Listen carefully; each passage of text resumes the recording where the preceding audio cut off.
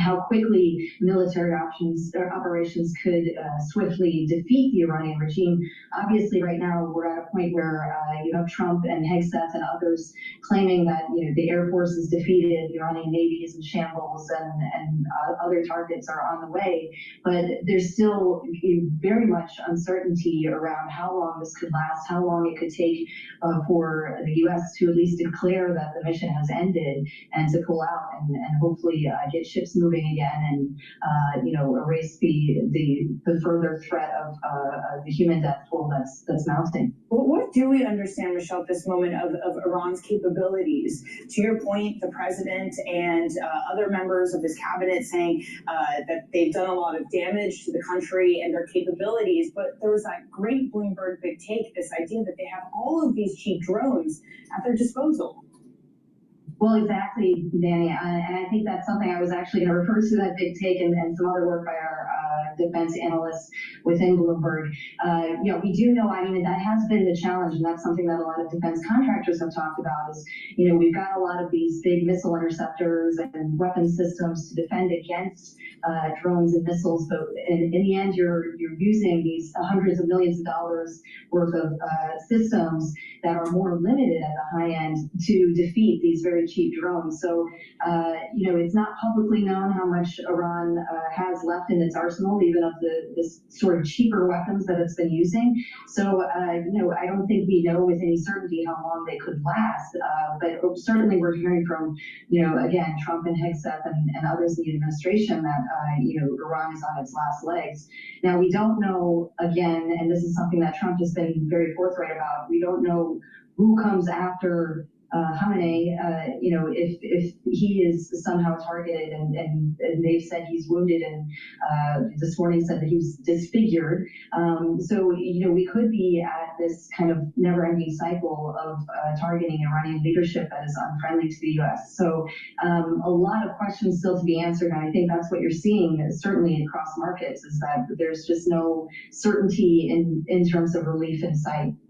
Michelle, thank you very much. That's Bloomberg's Michelle Giambrosco. And speaking of the market reaction, which she was just referring to, we've also seen oil volatility spike to the highest level since 2020 as the war in Iran continues to fuel uncertainty in markets, so now moving higher than Russia's invasion of Ukraine. Joining us now is Amy Silverman, RBC Capital Markets Head of Derivatives Strategy. Amy, I wonder what you're seeing underneath the surface right now, especially in volatility markets, the desire to hedge or to just hold on to anything as the price action has been punishing.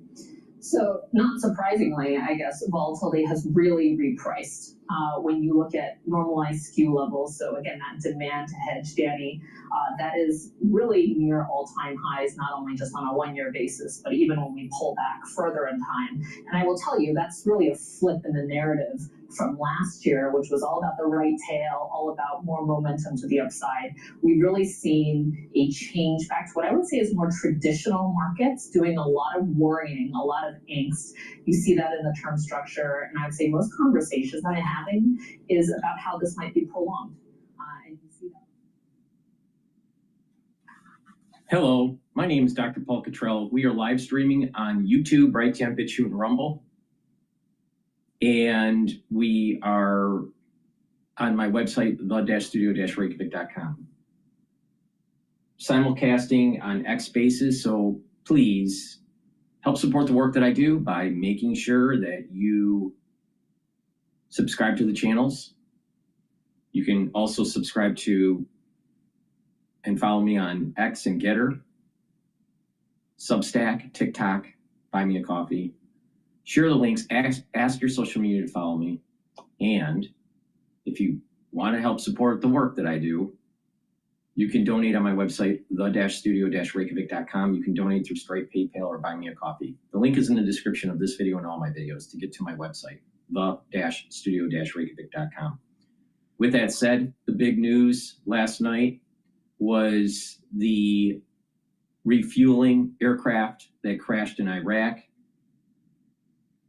Early this morning, around 4 o'clock or so, I received notification that there were 4 crewmen or women, but that died from that incident, and 2 need to be still recovered. So there's still a recovery operation that's taking place in Iraq. It looks like there was just a normal refueling of a bomber. The bomber, I believe, clipped its rear tail and was able to land. But the actual refueling aircraft crashed. And that's the reason why there were 4 crew members that died and 2 that are wounded. As of right now, we don't know the full state of the other 2 crew members, but my understanding is it's 4 dead, 2 wounded. And it was just through a normal fueling operation. It wasn't knocked down by friendly fire or adversary fire. So with that, oil markets are stable.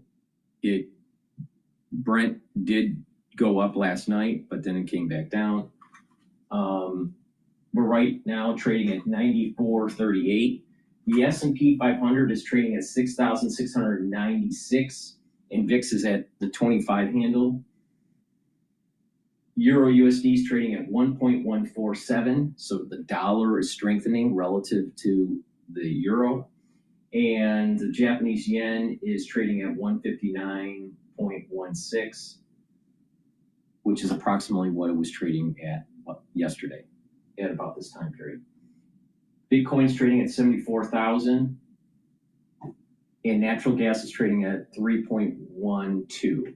Last night, natural gas was going up, but now it's trading down. UCO, which is an ETF leveraged to long oil, that's trading at 39.14. Gush, which is a long ETF for energy exploration and production companies, that's trading at 37.26. So equities, when the market went up in the early session, right now it's 10:24. So at 9:30, equities came up a decent amount, but now it's starting to fade. So we're losing a little bit of momentum there. And at about the same time period, energy has been ticking up a little bit. Now the question is will energy continue to move closer to $100 a barrel? Or will it kind of start trading more in the low 90s? Right now it's 94.39. So let's say 95, just average it out to about 95. Will it trade above 95 or below 95? There usually is an event risk, negative event risk, right? So on the weekend. So I wouldn't be surprised that in Asian session on Sunday that oil trades up.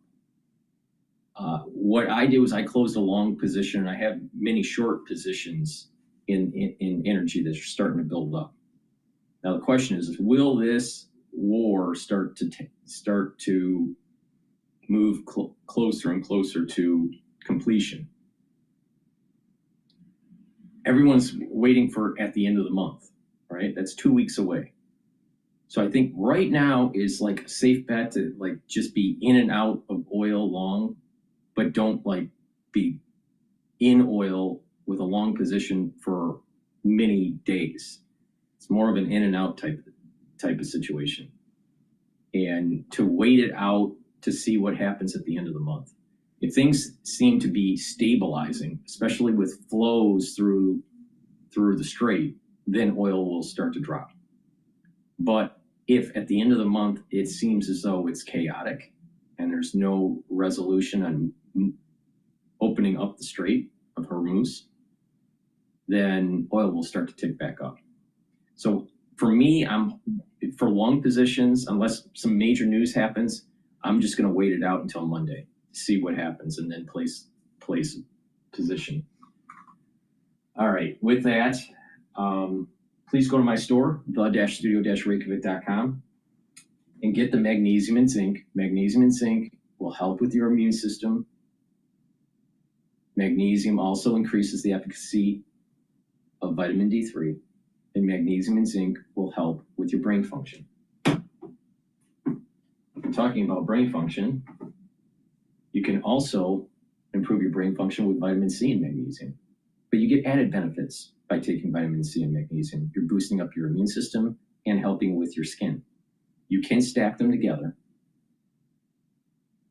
So please go to my store and get the magnesium and zinc and the vitamin C and magnesium. It's really important to improve your immune system and improve your brain function. All right, with that said, let's listen in to Al Jazeera. And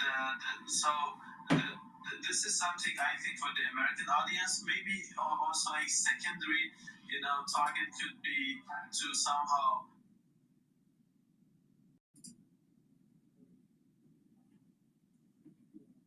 In the Iranian society, specifically at the time that this alliance with the recent attacks in different civilian infrastructure here in the capital city or other cities across the country, and targeting some checkpoints, which somehow hint that there might be some efforts to bring a sense of chaos or intimidation to the country.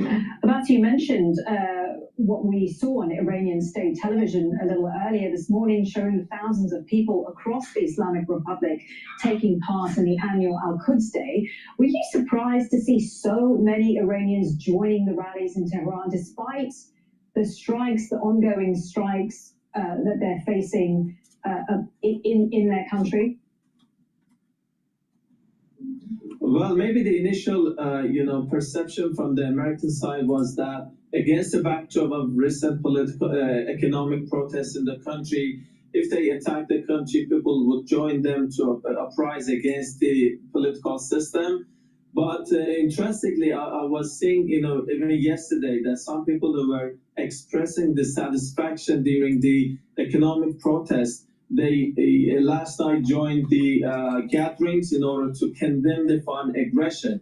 So this indicates that classically and traditionally in Iranian society, at the time of a foreign aggression, they unite around the flag, and they seem to be somehow united against that foreign intervention. That's why Iranian officials and elites interpret this as a failure for the United States. They thought that a regime change could be coming as a result of this aggression, but it turned out to be somehow, again, backing for the political establishment. And this is something which is, Tehran is saying that has made the United States upset and angry. That's why they are, even we had explosions or bombings near to those, big gatherings here in the capital city. But people were not intimidated, and they started to chant slogans against the United States and Israel. Yesterday, of course, we heard from the new Ayatollah Mujtaba Khamenei for the first time. He made a lengthy statement, which was read out on state media. The message painted a picture of defiance with no off-ramp for the war. This sort of fighting talk, do you think it's aimed at the United States and Israel, or do you think Iran is genuinely preparing for a long war? Well, I think the prospect of the ongoing conflict is a bit ambiguous, because the United States is seeking for an outcome which has not been able to, to achieve. They want something to define and to manufacture as a sign of victory. Okay, there's a breaking news. In the meantime, Iran also is trying to... There's breaking news by BBC. U.S. confirms all 6 crew members dead after refueling plane crashed in Iraq. Early this morning, they had confirmation of 4, but now it has been confirmed that 6 crew members have passed due to the refueling crash in Iraq.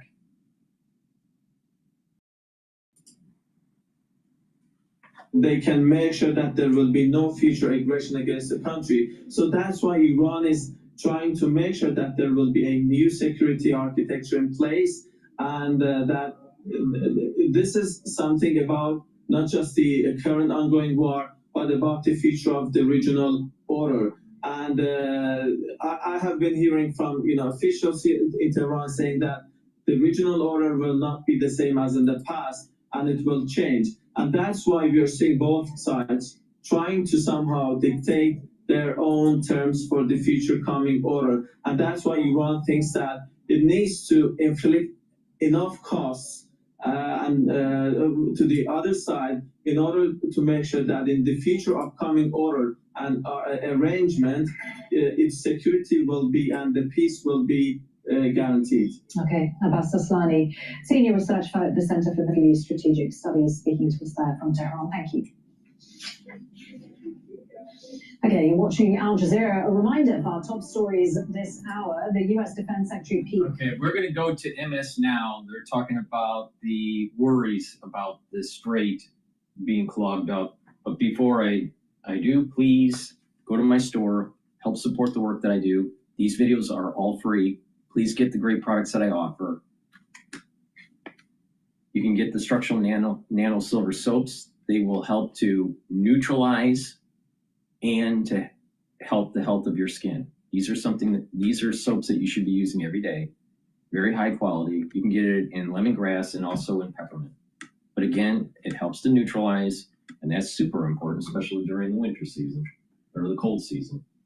And for brain function, it's really important to take the proper supplementation.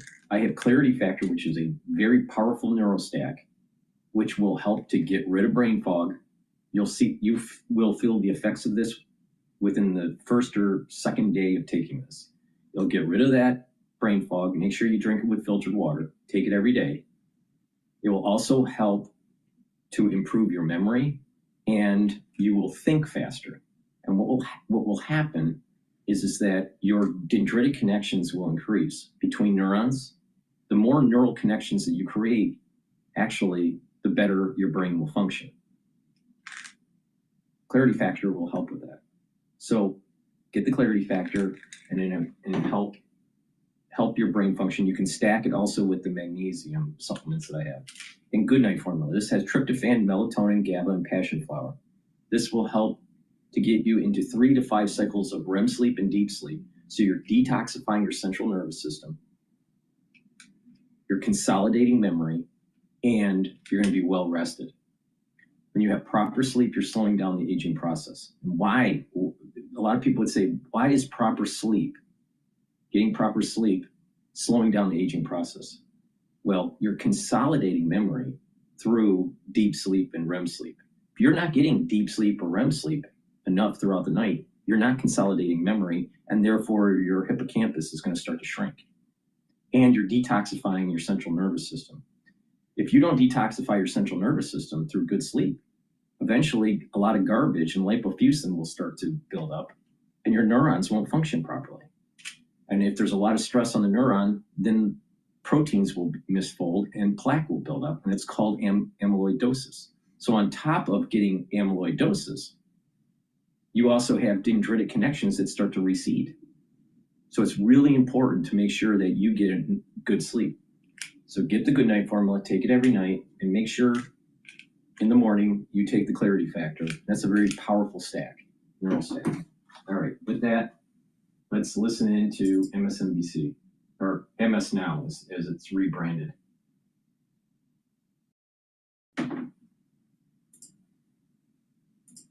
Designed to move you. From Defense Secretary Pete Hegseth and Chairman of the Joint Chiefs of Staff General Dan Kane. So, Jonathan Lemire, a lot to discuss in there. We'll get to the media criticism in just a moment, but our question coming in was what to do about the Strait of Hormuz. And Secretary Hegseth said, we're not going to allow the Strait of Hormuz to remain closed. We're going to get the energy flowing. How you do that is a completely different matter. He suggested that one of the 3 objectives that the administration has laid out is destroying the Navy.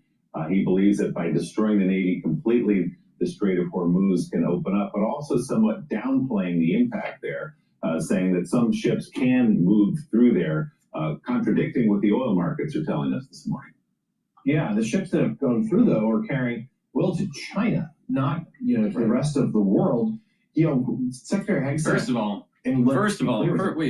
all, the tankers aren't moving because most of the tankers, let's put it that way. Some tankers are moving, but most of the tankers aren't moving because they can't get insured, or the staff, the sailors on the tankers don't want to move it because they don't want to get blown up. And so it's clogged on both sides of the strait, in the Persian Gulf and in the Gulf of Omar. So the reality of the situation is that they can move, but they can't get insured because Lloyd's of London isn't willing to insure them. Again, the British afraid to actually do something. So when Pete Hegseth did say they could move, that's a true statement. They just don't want to because they're afraid. Hysterical performance, really angry, this seemed throughout much of that briefing.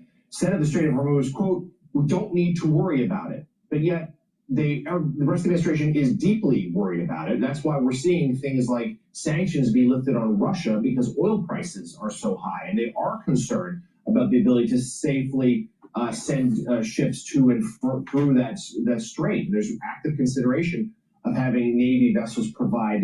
See, this is a classic there. example. Here's a classic example of MS Now, which is a rebrand of MSNBC.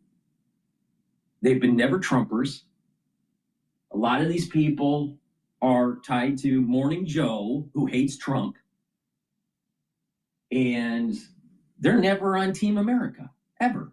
They're looking for something to complain about. Why can't they say something positive? Why can't they be on Team America? No, they can't. They got to be on Team Iran. And Willie, we should just take a moment to note, as you just said, the media criticism here from Secretary Hegseth. It took about 3 seconds to levy his first shot at the media. He suggested that CNN would be better once David Ellison takes charge of it. That's the merger that's currently being considered. And just in striking contrast to what we. But the thing is that the media is looking, mainstream media is looking for anything wrong with Trump and his administration or how Pete Hegseth is conducting the war. The Secretary of War is doing a pretty damn good job. Now, one of the, Matt, one of the hosts in the morning show for Bloomberg, I listen to him a lot, all right? And he's a decent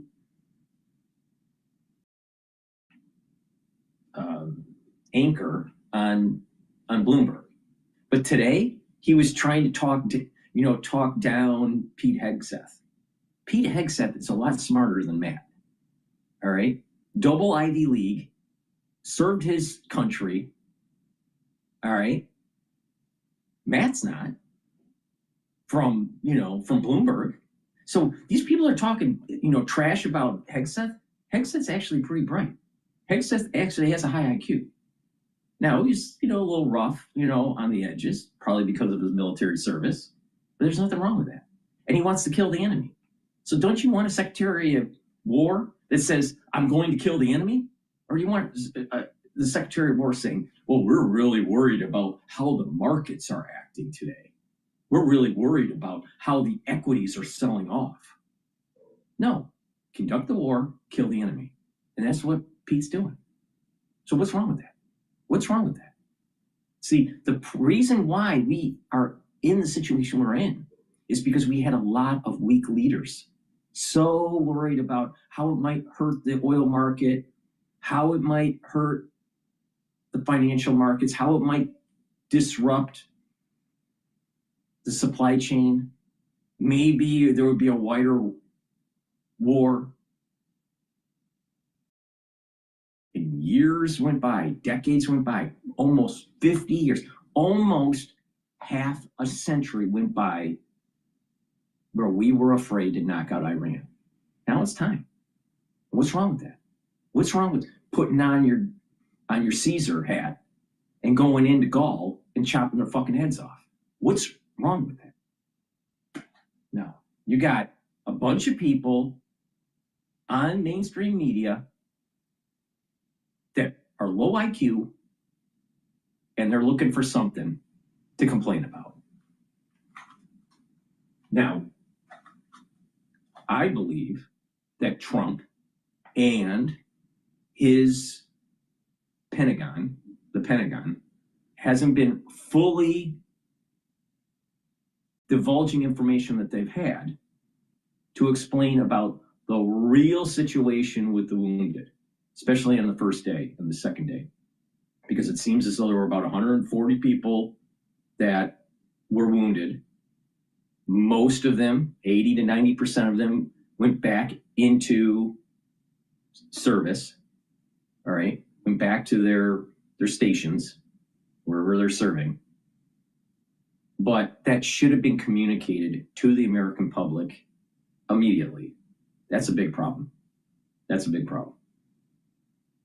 That's not being honest. And that reminds me of what was happening during the years of the Vietnam War. And Hegseth made a statement today saying he will show higher fidelity in terms of what the composition of the casualties are. You know, if they're dead, if they're wounded and can't serve anymore, you know, permanently discharged, or they, you know, they're in recovery, whatever the data is. So he's fixing the problem. But these people that talk down Pete Hegseth, that's not a good idea, because Hegseth is actually a really bright person. Now, you know, he is a little rough on the edges. You know, he's not as polished as he could be. But I'd rather have what he is to kill the enemy than, let's say, Rumsfeld, that literally fucked up the Middle East post 9/11. All right, would you rather have Rumsfeld with the unknown unknowns and the known knowns and the unknown knowns, and would you want those snowflakes? Is that what you want? You want Rumsfeld? Or do you want Pete Hegseth? Pete Hegseth literally within 13 days have done more than 20 years of what the military did through different secretaries of defense. So don't bet against Pete. He's a pretty bright guy.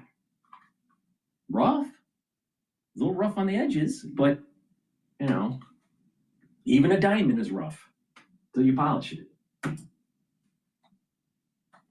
Have come to expect from Pentagon briefings in previous administrations, or even from, frankly, General Kane, providing far more of the factual updates of a war that, despite Secretary Hegseth complaining that the media is saying is widening, he said that in one breath, and in the next saying, well, actually, yes, we're escalating our strikes. It's the biggest day yet. That's the very definition of a conflict brawl.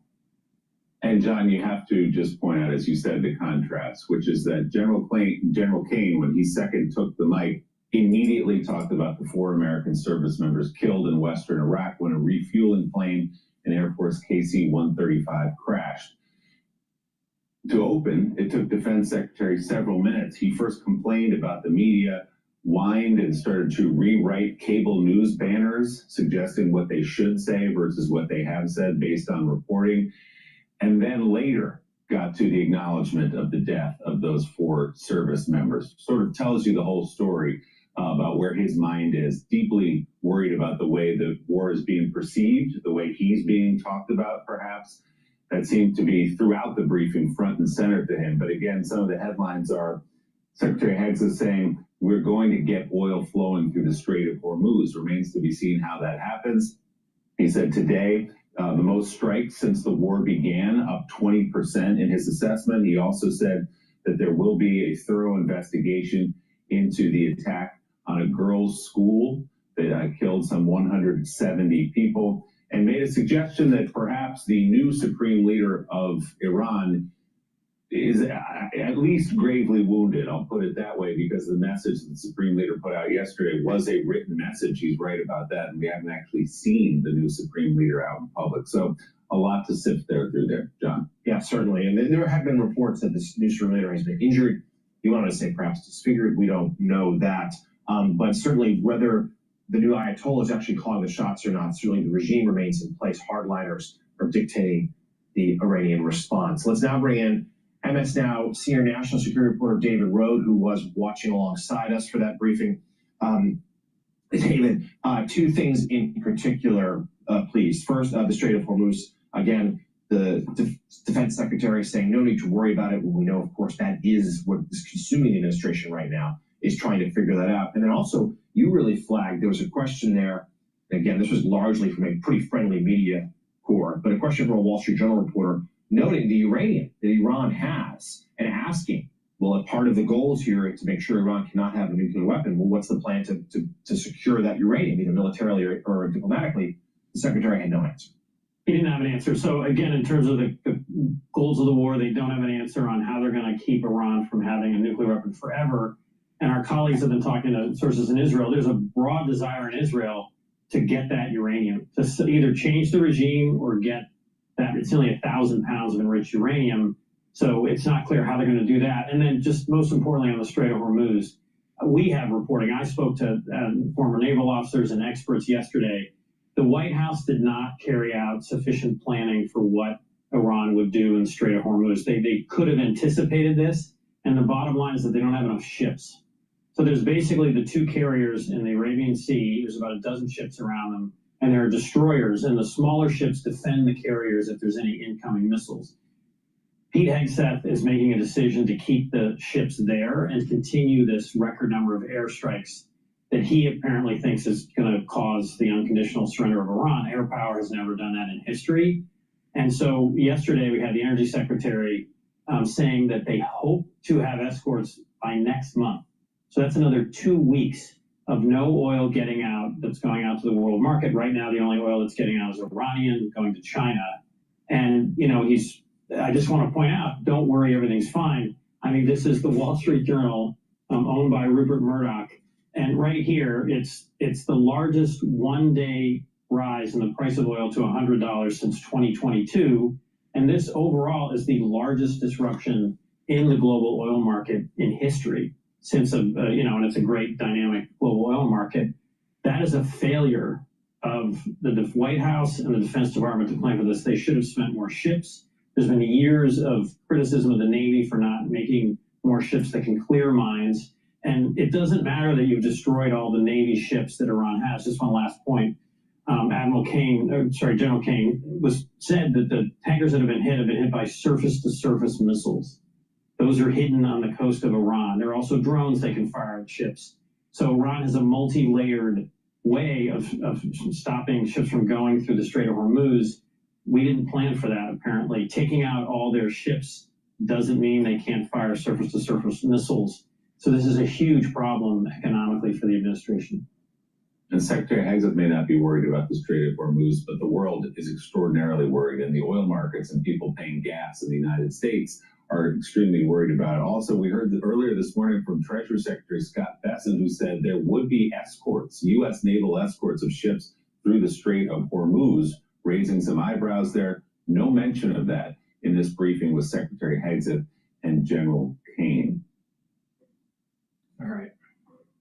Once again, mainstream media not on Team America.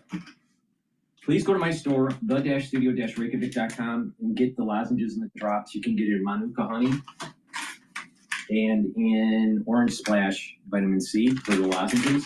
And for the drops, you can get it in blueberry, honey and lemon, and also cherry flavor. So please go to my store, get the lozenges and drops. Once you have that throat irritation, take them right away to mitigate the problem. A lot of people don't realize you get sick on average 2 to 3 times a year. Now, for the average person, it will take even if it's a benign cold, it will take 2 weeks after clearing the cold for your tissues and your cells to remodel, to repair. That means that your body's either sick or remodeling 9 weeks out of the year. This is the reason why that if you're sick all the time, once a year, twice a year, 3 times, you age faster. So if you can mitigate it and reduce the number of incidences or completely prevent them, then you slow down the aging process. And that's the only one vector of slowing down the aging process. So it behooves you to get the lozenges and the drops, neutralize The moment you have that throat irritation, this is very important during the cold season and the allergy season. Because a lot of people don't realize, even if you have chronic allergies, you age faster.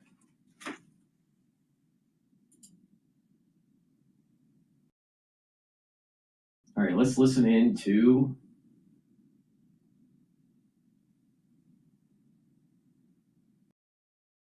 let's see here. Fox News. Finance the old way. Finance the ramp way.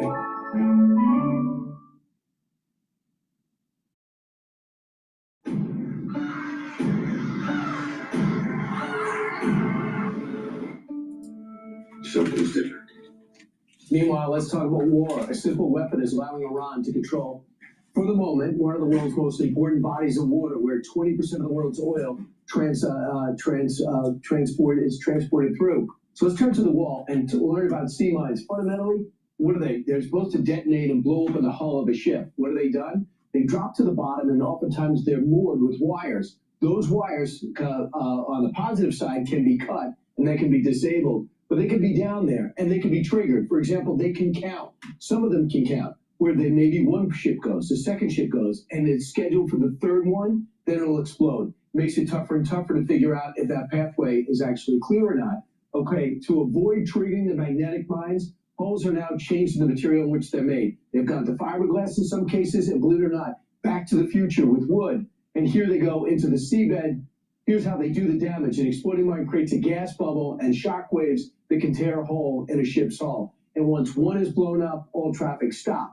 A fear of being blown up has basically stopped all the traffic in the area. Just a few barges have gotten through. Let's bring in retired U.S. Navy Admiral and Ph.D. Senior Fellow, Mark Montgomery. Admiral, the mines, they say, according to the studies, there's roughly only 9 or 10 mines in the strait. But it's the fear of those mines that's keeping the tankers out. Yeah, Brian, you're exactly right. It was a great description and great storyboard you had there, with all 3 different types of mines. What it is these mines right now, they have not laid a minefield per se. These are a small number that need to be swept and then cleared either by Navy divers putting explosives on them or the littoral combat ships removing them.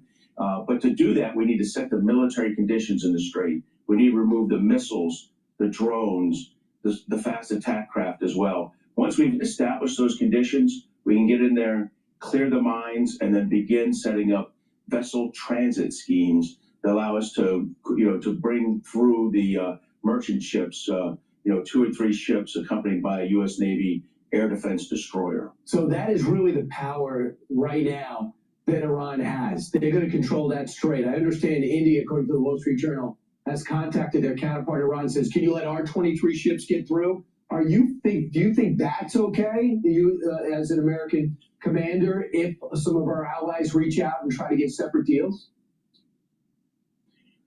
I don't, obviously. I think that we need to stand firm here. The reason the president is pushing for this 4-week air campaign is so that at the end of it, one of the aims will be to control traffic through the Straits of Hormuz. If we don't do this, the message to the world and to our particular Arab partners is that Iran controls that strait and Iran has the power. So it's critical that we actually, as a global entity, defeat this Iranian threat to the straits and allow the United States to escort these ships through until we establish the conditions where escorts are no longer required. How close do you think we are, Admiral? I know we got about 75% of the launchers out. We're destroying the production ability of those rockets, short, medium, and long-range rockets. How close are we to doing that? Some people think if we destroy the Navy, there's no problem, but we really worry about land attacks and drone attacks. Exactly, and really small boat attacks, like the Ukrainians do in the Black Sea, with unmanned vessels packed with explosives. And you've seen a few of those already hit ships off of Dubai. Brian, I think that, Admiral Cooper and General Kane have been pretty clear. This was a 3 to 4 week air campaign.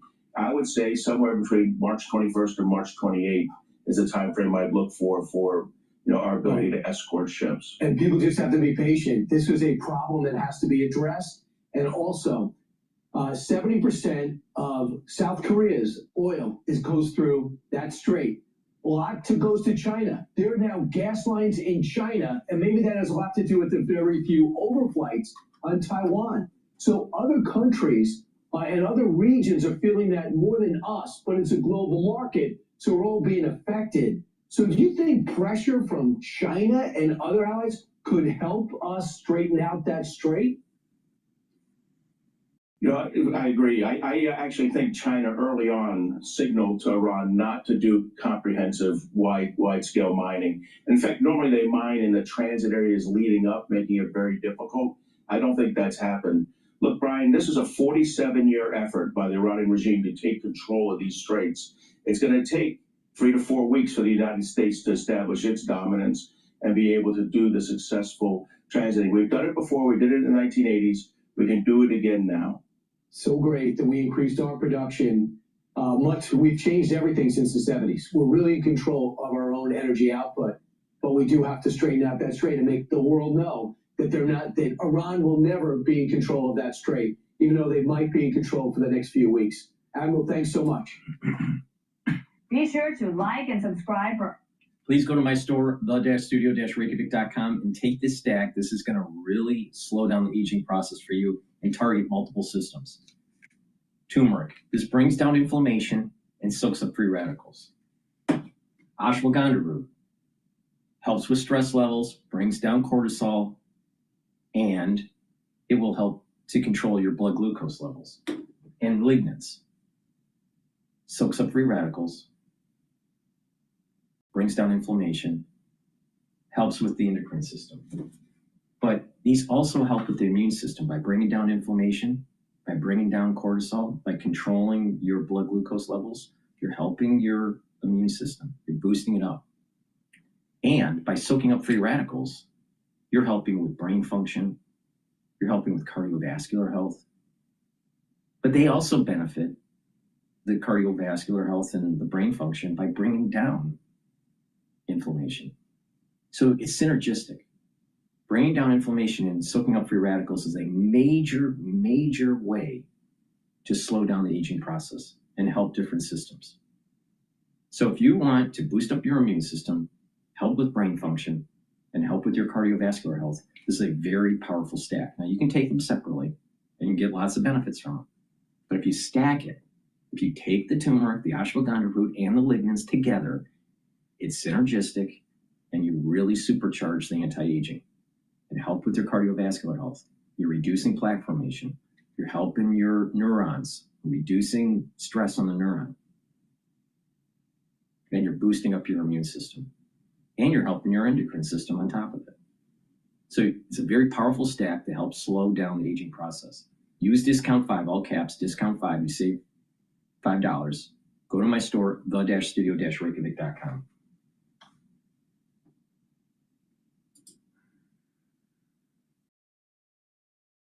All right, let's listen into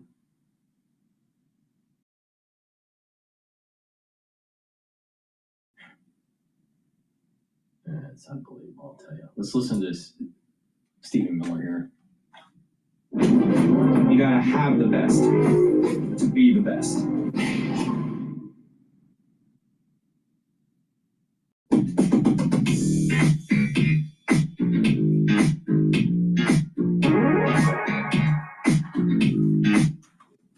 Deputy Chief of Staff and Homeland Security Advisor, Stephen Miller. All right, Mr. Miller, tell us about the progress of Operation Epic Fury. Well, I think it's important for your viewers, Jesse, and the American people to know that there's never in history been a more total asymmetric, one-sided annihilation of the enemy than you are witnessing that is unfolding right now in Iran. Iran has long been feared by all the nations of the Middle East. It's long been believed to be one of the great military powers of the region, and yet the United States, under President Trump's leadership, has annihilated their Navy, has annihilated their missile capabilities, has dealt devastating strikes to the IRGC and their command structure, has taken out, in collaboration and coordination with Israel, their nation's sinister leadership and command structure. It has been a complete wipeout of their capacity to unleash violence on the world. And we are in the process right now of degrading their entire military industrial base so they cannot resume creating and building these weapons that not only could reach Europe, that not only could reach our military bases, but that someday could reach the mainland United States. So this has been, by every definition, an unprecedented military success against a regime that since 1979 has exported nothing but bloodshed and violence and claimed countless American lives. Where does the administration stand on the objective of regime collapse?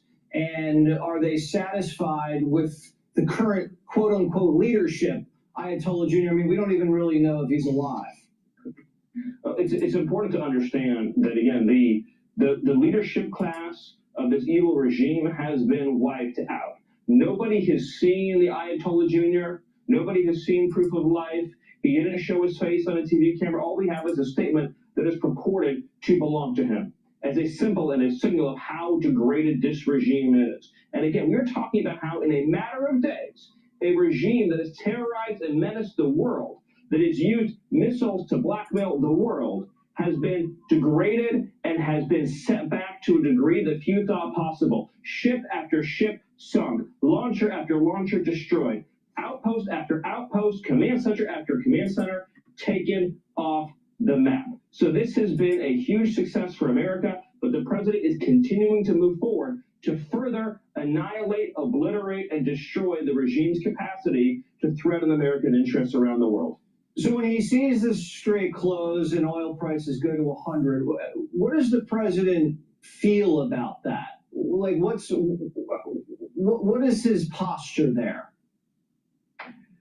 Well, it underscores above all else, Jesse, how this was the last chance that the United States had to take action against the regime that was planning and plotting to kill Americans and that had the ability to strangle, if it wished, global commerce in the future, backed by long-range missiles, backed by nuclear weapons. So just again, as a thought experiment, imagine if this regime that right now, weaker than ever before, imagine if that regime instead had nuclear weapons, instead had long-range missiles that could reach an American city, instead was rich with cash. Remember, Obama put them on a path to enrich them with tens of billions of dollars and have a nuclear weapon right now. A rich regime that controls commerce through the Strait of Hormuz and has nuclear weapons, has long-range weapons. Think about what a terror that would be to global commerce and to the world. So instead you have is a dying regime, a decaying regime, a thrashing regime that is engaged in terrorism in the Strait of Hormuz. But let's be very clear. The United States, not Iran, has the staying power. Why? Iran produces 2% of the world's oil. America, under President Trump, is the #1 producer of oil and fossil fuel. More than Saudi Arabia, more than Russia, more than any other nation in the world, and now we're partnered with Venezuela. So the president is taking every action he can to lower prices. You mentioned, of course, unsanctioned oil that's at sea. But he's not saying that the refineries in the world, a lot of them can't use our oil because we have light sweet crude and they need heavy crude. Their refineries are fine-tuned for heavy crude. So we can't export a whole lot of the crude that we get from there. When you fracture shale, you can get oil and gas. So there's oil shale and there's gas shale fracking. All right. A lot of the oil that we are exporting can't be used in certain types of refineries. Now, some refineries are fine-tuned for it, or they have to blend it. So it's a little bit more complicated. Or we're, shipping final product, downstream products. But the bottom line here is that we are a major energy producer. That doesn't mean that all the refineries in the world can take it. So this is the problem that I have with, just not looking at the nuance, not looking at the details. Because by looking at the details, you start to understand some more of the complexity of the problem.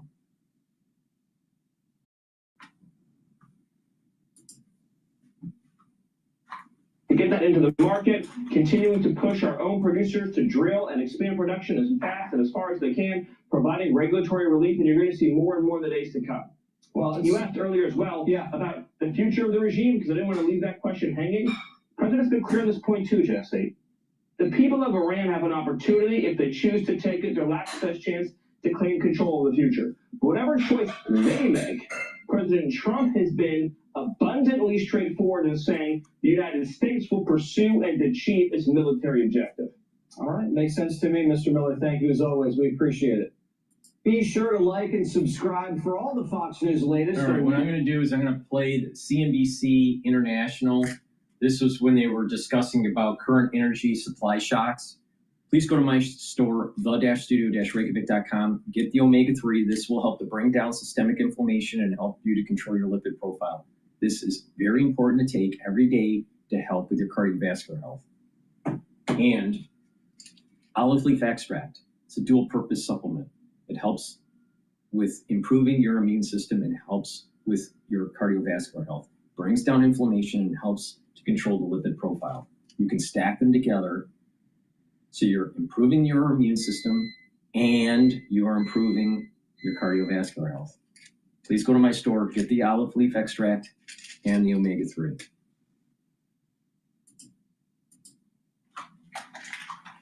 All this, I almost hate to say it, right? Because Euro's crude from pariah now gone to a prize position. It's trading at 80. Yeah.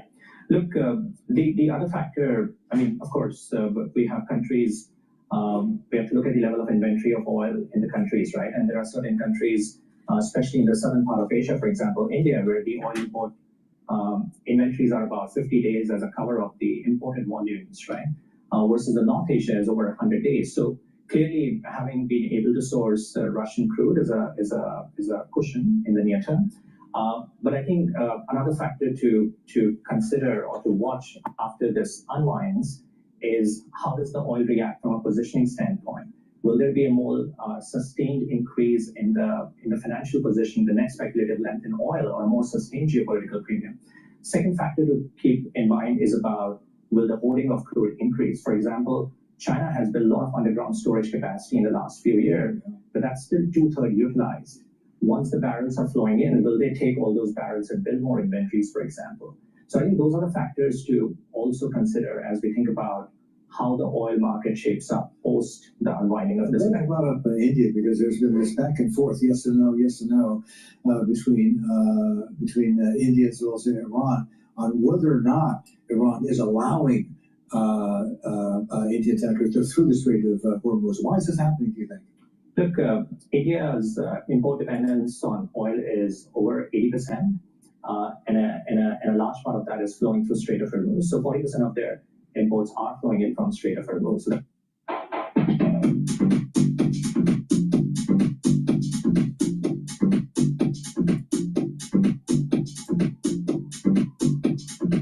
imports are flowing in from Strait of Hormuz. So that's a large dependence. Not just oil, gas market situation is even trickier. In the case of oil, we keep inventory between 50 days to over 100 days. But in the case of gas, import cushion is typically 2 to 4 days because gas is more expensive to store. So in a situation where, of course, oil dependence is high, but even in the case of gas, both LNG and LPG, India's import dependence coming in from Strait of Hormuz is relatively high. We're already hearing about the priority allocation changes in the Indian gas market.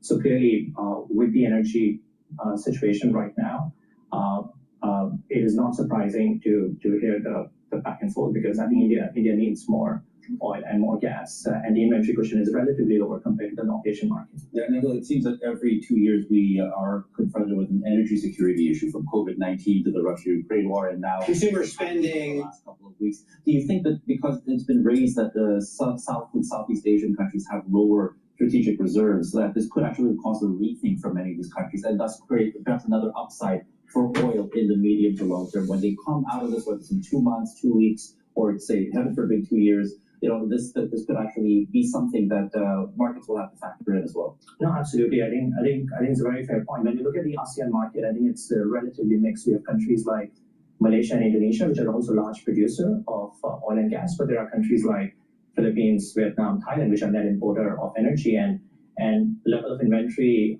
cushion is not as high as the North Asian countries. Japan, Korea is 200 days of oil inventory, for example. So how the countries react here, import-oriented countries react in building more storage appetite, holding more crude, I think that will become top of mind, and that will have implication as how the oil market pans out in the second half of the year. I think the other way to think about the implication here is energy security will also push the import-oriented energy countries to think more about building a strong grid and energy storage infrastructure, because a lot of these countries are going aggressive on the renewables as a strategy to become more self-sufficient on their energy imports. However, these renewables are not reliable without a very solid grid and without a proper battery or energy storage system. So I think that's the second layer of implication that these countries probably will go and think as we head into the energy security debate. And could this actually prompt certain countries to start leaning more towards alternative or clean energies because of what's happened? It seems that there was these people saying that the peak of oil is over. We're starting to see a shift to renewables, and we've been reminded just how fragile that balance is at the moment. Could this actually prompt more countries perhaps even to rethink, hey, maybe we need to start leaning towards some of these clean energy alternatives, regardless of whether or not they are reliable or not? Absolutely, and I think it's a very it's what we've seen in the prior supply shocks as well, especially after 22-23. We've seen a significant increase in the renewable penetration in some of these energy import-oriented countries. Look at China. China has achieved their 2030 renewable targets in 2024 itself. India, 50% of their power capacity is now renewables and hydro as a percentage of capacity mix. So we will see this continued acceleration into the renewable industry. However, the bottleneck most of these countries need to resolve is the grid and the storage, because when it comes to replacing fossil fuel with renewable, it is not like to like unless it can be made reliable around the clock. And that is why one of the major investment themes that will continue is investment in more grid-related infrastructure and equities, and also the battery and the energy storage solution will become. So it's going to be more of the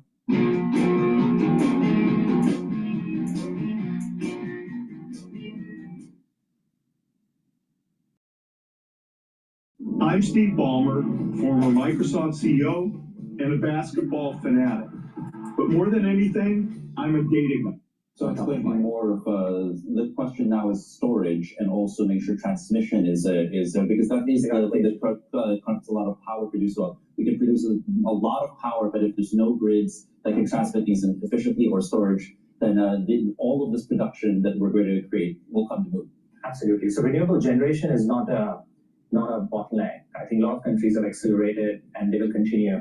I think it's just absorbing those renewables on the grid and making it reliable throughout the 24-hour day.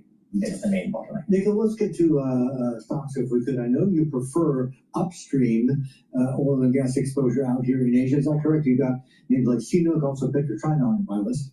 Yeah, so I'll not go specifically into equities, just because it's brought it from a thematic perspective.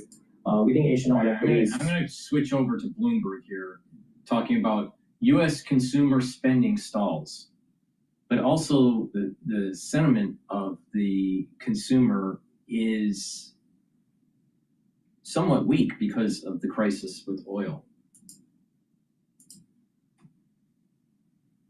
Real personal spending barely rose in January, up 0.1% as Americans cut back on goods and focused on essentials like healthcare. Core inflation increased 0.4% on the month, 3.1% from a year earlier. And this is the Fed's preferred gauge. This is the one that they need to get down to 2% per their own goals, but haven't been able to for many, many years. Let's find out what's wrong with them. We bring in Mike McKee, Bloomberg's international economics and policy correspondent. These are a group of really intelligent, accomplished, capable men and women who have a target that they haven't been able to hit for 5 years. What are they doing wrong, Mike? Far be it for me to give them advice, because there's no open seats on the board, and so even if I'm right, I'm not going to get the job there. Phyllis wouldn't even allow you to be. No, he wouldn't. Yeah. They've been hit by a number of shocks. Obviously, the initial shock was the pandemic, and it sent oil prices up and energy prices up, and then we had an energy shock there that we're having again now, but we also had the tariffs come in, and that's played a big role. We are seeing a little bit of better news in that the headline number did come down a tick to 2.8% from 2.9, but as Matt said, Core up 3.1% during the month. Spending was weak but okay, up 0.4%.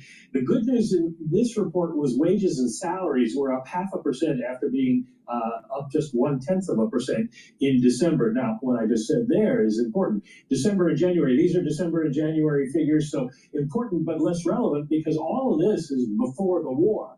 So we don't have any impact of that in this data. Another thing that caught everybody's attention today was GDP halving, going to 0.7% in the fourth quarter from 1.4%. Consumer spending much weaker than thought. Business spending much weaker than thought. Real final sales. I want to go over this slide here. GDP cut in half to 0.7% from 1.4% for fourth quarter. That's a big hit. Consumer spending falls to 2% gain from 2.4. So consumer spending is falling, GDP is falling, business spending is falling. It went to 2.2%. It was from 3.7%. Real final sales 0.4%. It was 1.2%. I think real final sales means, I'm not sure if that's real estate or not. Durable military aircraft, durables, and then military aircraft minus 23. I don't know what, minus 23%. Why is that? Let's see. Perhaps better way sometimes of looking at this than GDP because it leaves out inventories and trade, falls to 0.4% from 1.2%. We also had a durable goods orders for January report that showed defense military aircraft orders were down 23.7%. You'd think that they might have thought of ordering more when they were planning all this. Oh, that assumes planning. Yeah. Yes, that maybe says something within itself. By the way, I want to bring back up that screen you had showing PCE because of all the decimal points. Oh, yeah. Brought out there. I feel like we shouldn't let this go unnoticed because for January, 0.363. So I guess a softer result when you take it all the way out to the. Is this where we're back again? Oh yeah, that we're looking at all the decimal points to try to figure out how soft we're it back is. to decimal points because of the rounding. It is important. It is the rounding that sent us up to 3.1%, and so the Fed has to pay attention to how much the month over month has actually changed. And unfortunately, it doesn't change by much, but we have to put all those adjustments. But with all of these, Mike, I just constantly worry, especially given what GDP did and that inflation is still sticky. If we're getting to a point where the inflation coming from the war is bad enough, or even are contemplating a hike, wouldn't that assume that growth is taking a really big hit too? That this isn't the energy shock of 2022? Well, interestingly enough, the yield curve has flattened. And the reason it's flattened, even though we are expecting more inflation, is that bond traders are beginning to price in the idea of a real economic slowdown. So that's why the long end has been coming down. The short end has just basically stayed where it is because nobody thinks we're going to be cutting rates anymore. The market has priced out the idea of any rate cuts for 2026. And if you look far enough out, end of 2027, they're pricing in a rate increase now. There's not going to be any statistical validity to that, but it's an interesting turnaround from where we were, where it was just a straight line down for. Why not increase rates now? I mean, if you are shown data that you're still 50% above your target 5 years into the campaign, because the job market isn't doing so well. That's why. Do something. You're definitely not getting unemployed. No, I'm just saying. I mean, we're still looking at unemployment that's what, 4.5%, even lower than that. I don't think the president wants anybody who's raising rates, but there's two things at work here. One is that we don't know what is going to happen if the economy is going to weaken significantly because of all of what's going on. Then you don't want to be raising rates because that's just going to put an extra weight on the scale on that side. But at the same time, there are two camps, and the question is, do you think that where the Fed is now is high enough to continue putting pressure on it, on the inflation rate and bring it down? That's where the hawks are at the moment because nobody's talking about rate increases. The doves think that we're too tight and the economy is going to suffer from that. And so that's the debate that's going to have to play out. I get it. I just wanted to play devil's advocate I like it. for a moment. Yeah. You know, because at some point, I want to be able to take our officials at their word that they really are aiming at that target. You know, We're having that debate in Europe.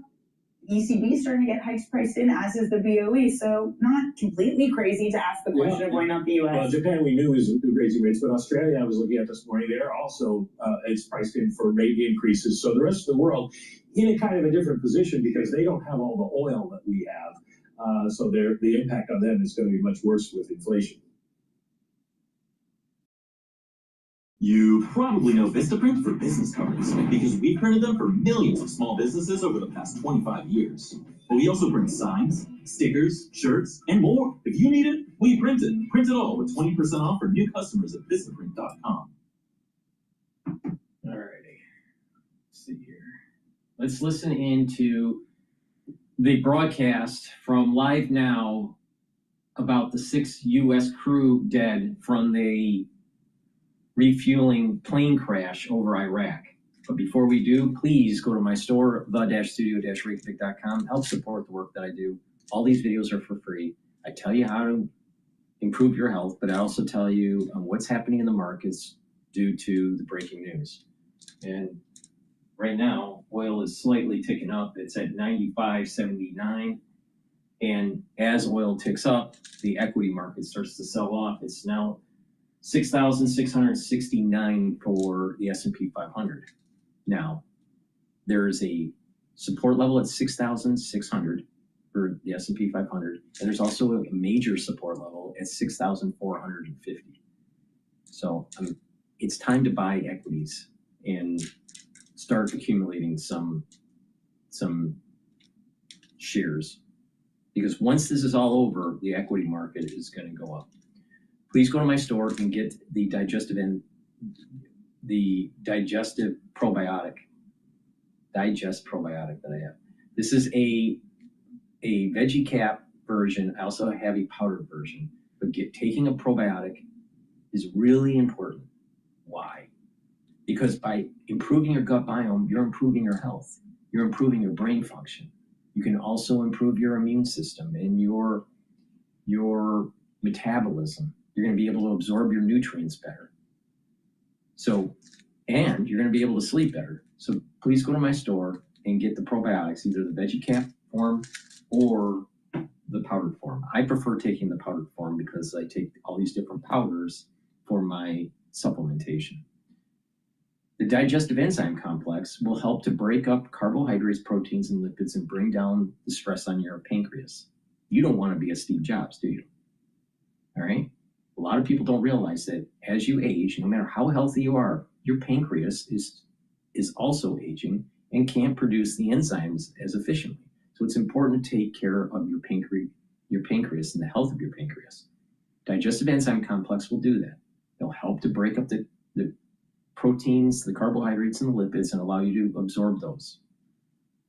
Now, if you are an athlete, you will also benefit from digestive enzyme complex because it will allow you to break up your fuel source pre or post workout. So please go to my store, get the digestive enzyme complex.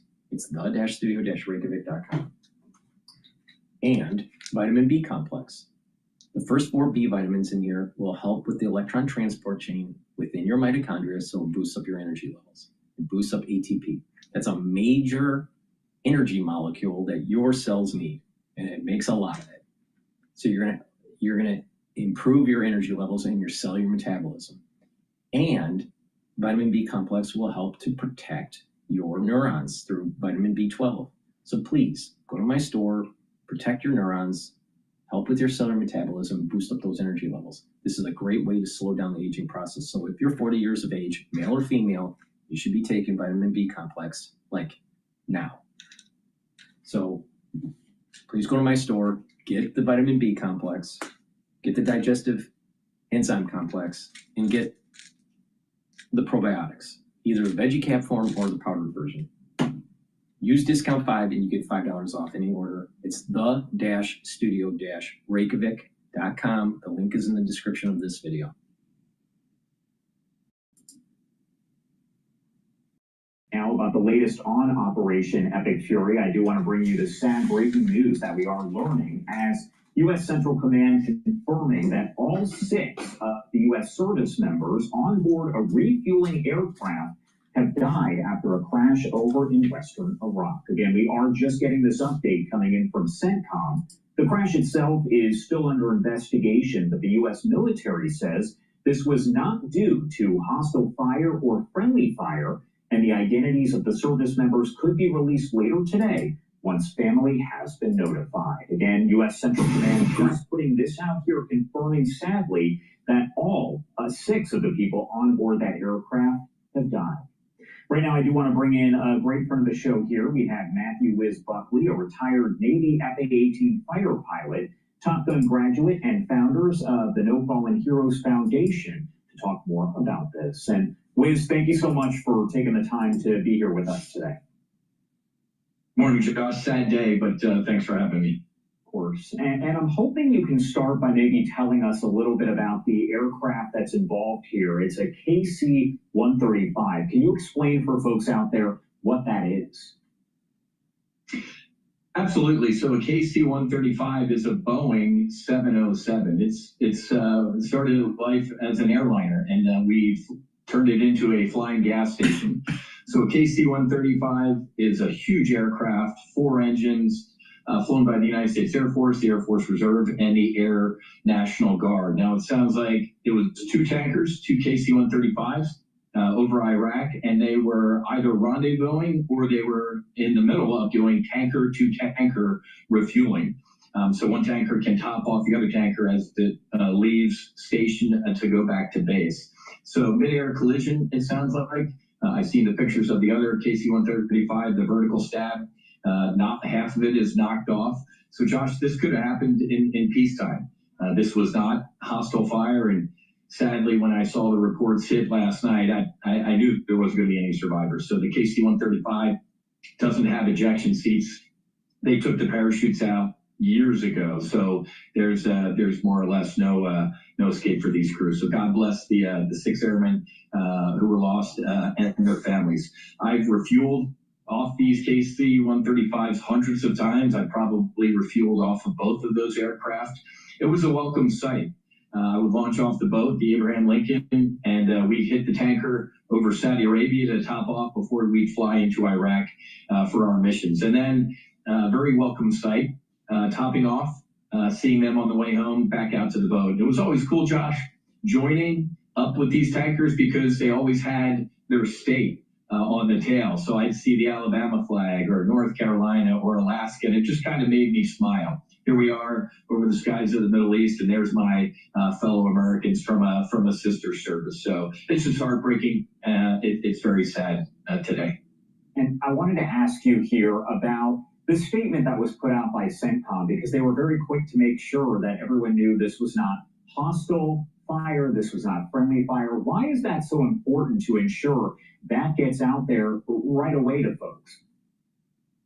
Well, it's sad, Josh, that they even have to do that, right? Because obviously, immediately online, just people are awful, right? They're no, it was shot down, and they're lying to us, and that's the media go-to, folks. We don't fly aerial refueling aircraft anywhere near hostile fire or the hostile zone. That's what fighter aircraft are for. That's what bombers are for. These are the backbone of military aviation. They fly over friendly sky, and they are kept away from any sort of hostile environment for this very reason. They're a flying gas station, and they are unprotected. So sadly, CENTCOM always has to include, if that's the case, that this was not hostile fire. But, Josh, it's just a sad state of affairs when people automatically assume they're lying. Even though you can see the other tanker that they hit landed safely, I believe, at Ben Gurion in Israel, and you can see it was a mid-air collision. It wasn't surface to air fire, it wasn't friendly fire, it wasn't any of the above. It was a mid-air collision. Sadly, when you get 2 big airplanes like that in the same piece of sky, potentially bad things happen. Now, of course, as you'd imagine, there will be an investigation of sorts that will have to take place. So how does something like that work? Again, this is early on. This just happened hours ago. Everything kind of being pieced together at this point. We know that the service members who died in that crash, they have not been publicly identified just yet. Families still have to be notified. So when does an investigation kind of start here, and how does that work? Josh, it started immediately. I've been sitting at the duty desk in a fire squadron when there's been a mishap, and you literally reach over next to the phone for a binder. There is a mishap binder. You go to page 1, it says step 1, and you start going through the process. So Josh, I guarantee you, as soon as these pilots and the air crew were safe on deck, they were on the phone or they were greeted, and the investigation, I guarantee you we know already more or less exactly what happened, but obviously we're not going to put that out immediately until it goes through the formal channels, and especially, Josh, until the families are notified. This is a horrific loss. There were people, there were families and loved ones, husbands, wives, who got a knock on the door last night. It's just absolutely horrifying for these families. So the investigation will play out. The results will be released, but whenever 2 airplanes hit, it's a pretty quick investigation, obviously. And I have to ask, because there are a lot of misinformation pieces, disinformation that float around. You kind of touched on this off the top, but what is maybe a piece or several pieces of misinformation about a situation like this, what we saw, that you want to make sure folks out there fully understand? Well, Josh, the people who don't believe this right off the bat, like we're lying or something like that, are playing into the enemy's hands. Right. I've already seen Iranian outlets putting that they shot this this is down. the So this you're is the actually problem with so many of those damn podcasters out there and ones that are posting on X. They're these armchair, type generals, that think they know it all, and that everything's fake and blah blah blah. It's time to get on Team America, because if you don't get on Team America and we lose our constitutional freedoms, if we lose our hegemonic power in the world, do you think that you're going to have freedom? Do you think you'll have your constitution? Do you think that you'll have the economic prosperity that you live under for all your life? No. So you better start getting on Team America here. And that's the sad thing about these people like Scott Ritter and Mearsheimer and these generals that are being interviewed on certain podcasts. These podcasts that are interviewing these individuals, also Jeffrey Sachs and even Ian Brenner. These individuals, they're not on Team America.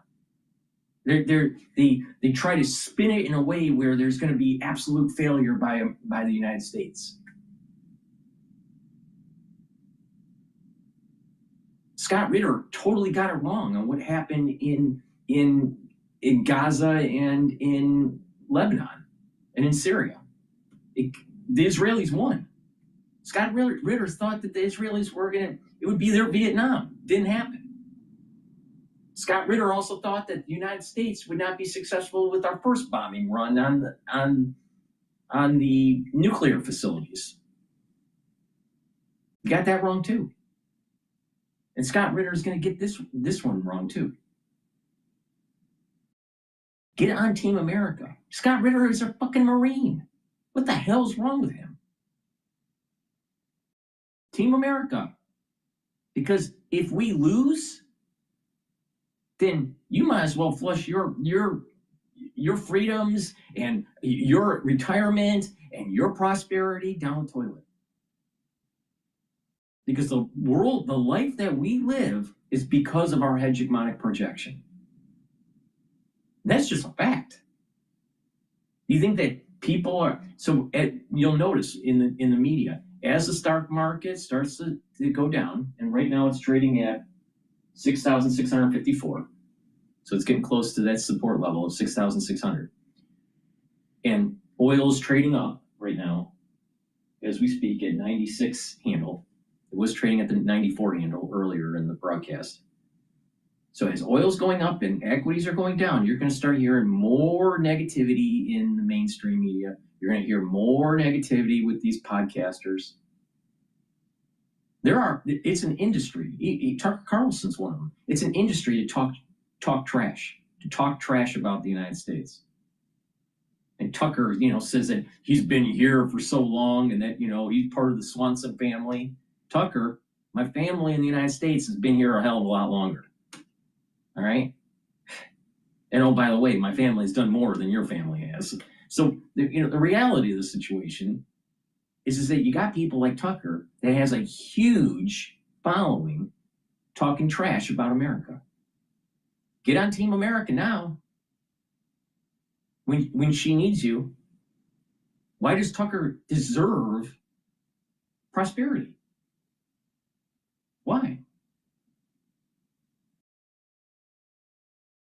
Why? Now, that doesn't mean that you can't be critical on certain things. I'm critical on Trump. But we have to win Iran. We have to win. We cannot lose.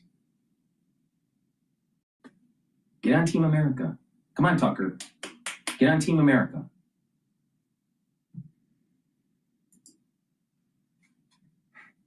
Enemy at this point, folks, if you're believing that sort of propaganda. This was a mishap, like I said, that could have taken place over the middle of the United States, a mid-air collision. Josh, look at the Air Force Thunderbirds or the U.S. Navy Blue Angels. Those airplanes fly inches apart, and they swap paint every once in a while. So mid-air collisions happen. This was not enemy fire, and it's just a sad state of affairs when people immediately rush to judgment. You and I, geez, what was it? It seems like forever ago, but we talked, was it last week with the Kuwaiti shoot down of the 3 F-15E Strike Eagles? We had to immediately knock down that, they were shot down by Iran or this or that, just all the conspiracy theorists and the tinfoil hat folks. I know General Kane. I've known General Kane for over 2 decades. The man is a straight shooter, and we will always get the truth out of General Kane. And I know personally he's got to feel this. He feels every one of these deaths. He was an Air Guard guy. He's an Air Force guy. This hurts. This hurts everybody in the military. It should hurt every American today that these folks, again, will be coming home, sadly, to Dover Air Force Base. And of course, our thoughts and our prayers are with their families here as they're learning this horrible news. Matthew Wiz-Buckley, thank you so much for taking the time to join us and kind of discuss this and break down, your... Please go to my store, the-studio-reykjavik.com. Help support the work that I do. All these videos are for free. And get the very high quality structural nano silver toothpaste. This will neutralize, help to whiten your teeth, freshen your breath, bring down inflammation, improve the health of your gum line, and with good oral hygiene, you're helping your cardiovascular health and your valves. A lot of people don't realize that poor oral hygiene can cause problems cardiovascularly. So please go to my store and get this very high quality, the best toothpaste that you can get a few tubes for your household, and help support the work that I do. Also, I have structural nano silver gels. You can get it in a tube form or in a quick dispenser called Renew. It's dual purpose. You can apply it on your skin daily as a daily skincare. If you have a cut, an abrasion, or a minor burn, it'll help to heal the wound quicker, about a third of the time quicker. If you're not feeling well or someone around you is not feeling well, especially during the cold season, put it on your hands, around your eyes, around your ears, around your nose, around your mouth, lightly coat your nostrils. You'll stay active for 5.5 hours. You can't do that with Perel. This is the reason why, if you pay attention to me, you will be able to weather different types of situations and improve your health. Because if you're not sick all the time, if you mitigate that, you're slowing down the aging process. I 100% guarantee you, people that get sick chronically age faster. So if you pay attention to me, you will slow down the aging process. Please go to my store, the-studio-reykjavik.com, and get the structural nano silver gels. Use discount 5 and you get $5 off any order. It's the-studio-reykjavik.com. The link is in the description of this video. We're going to go to France 24, U.S. media coverage of the war in Iran. Fact, fiction, and propaganda. This is France 24.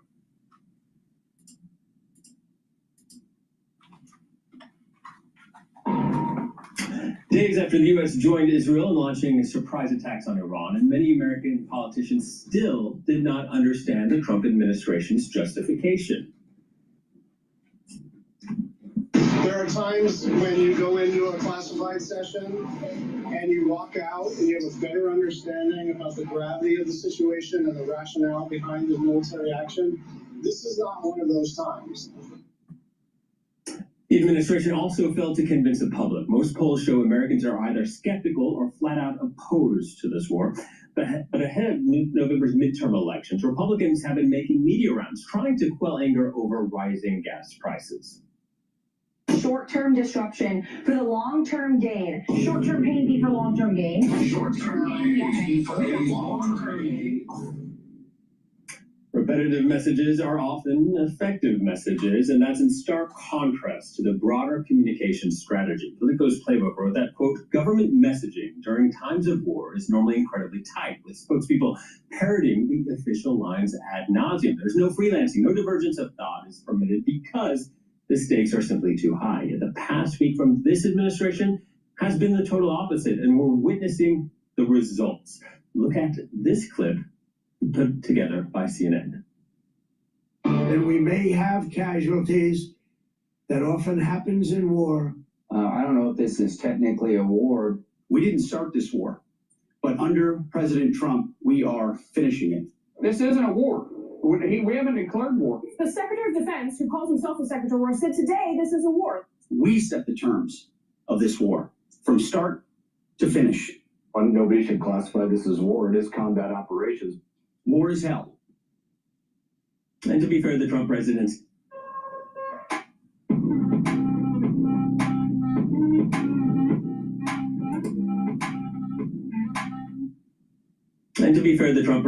is not the first administration to have trouble calling a spade, prompting Reason Magazine to make this satirical video. Welcome back to Is It War? World War I, war. Correct. World War II, war. Correct. The First and Second Iraq War. War. They identify as military action. It's a bit like pronouns, except we kill people. All right, how about Libya? War. I'm sorry, that was kinetic action, not a war. Iran.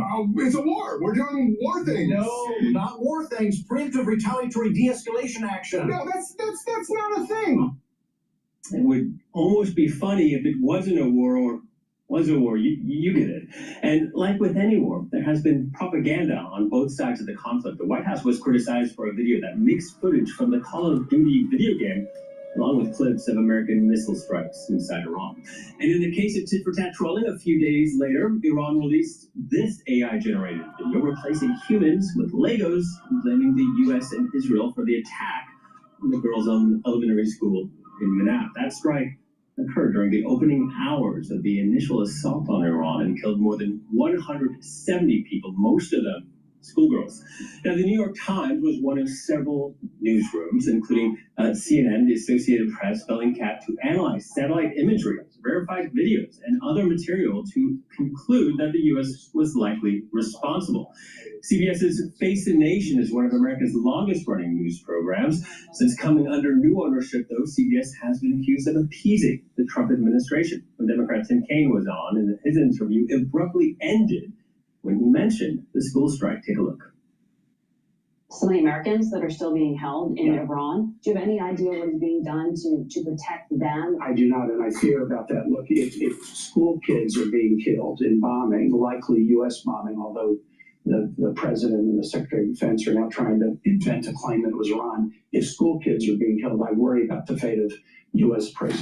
citizens who are being held prisoners there. Well, we know the military is investigating that, Secretary Hegseth has said, in regard to the girls' school. We have to leave it there. News officials have tried to distance themselves from the school strike. Donald Trump even suggested that Iran may have bombed itself. The tragedy, though, did not go away. Here's Tucker Carlson, the conservative, contrarian, and conspiratorial talk show host.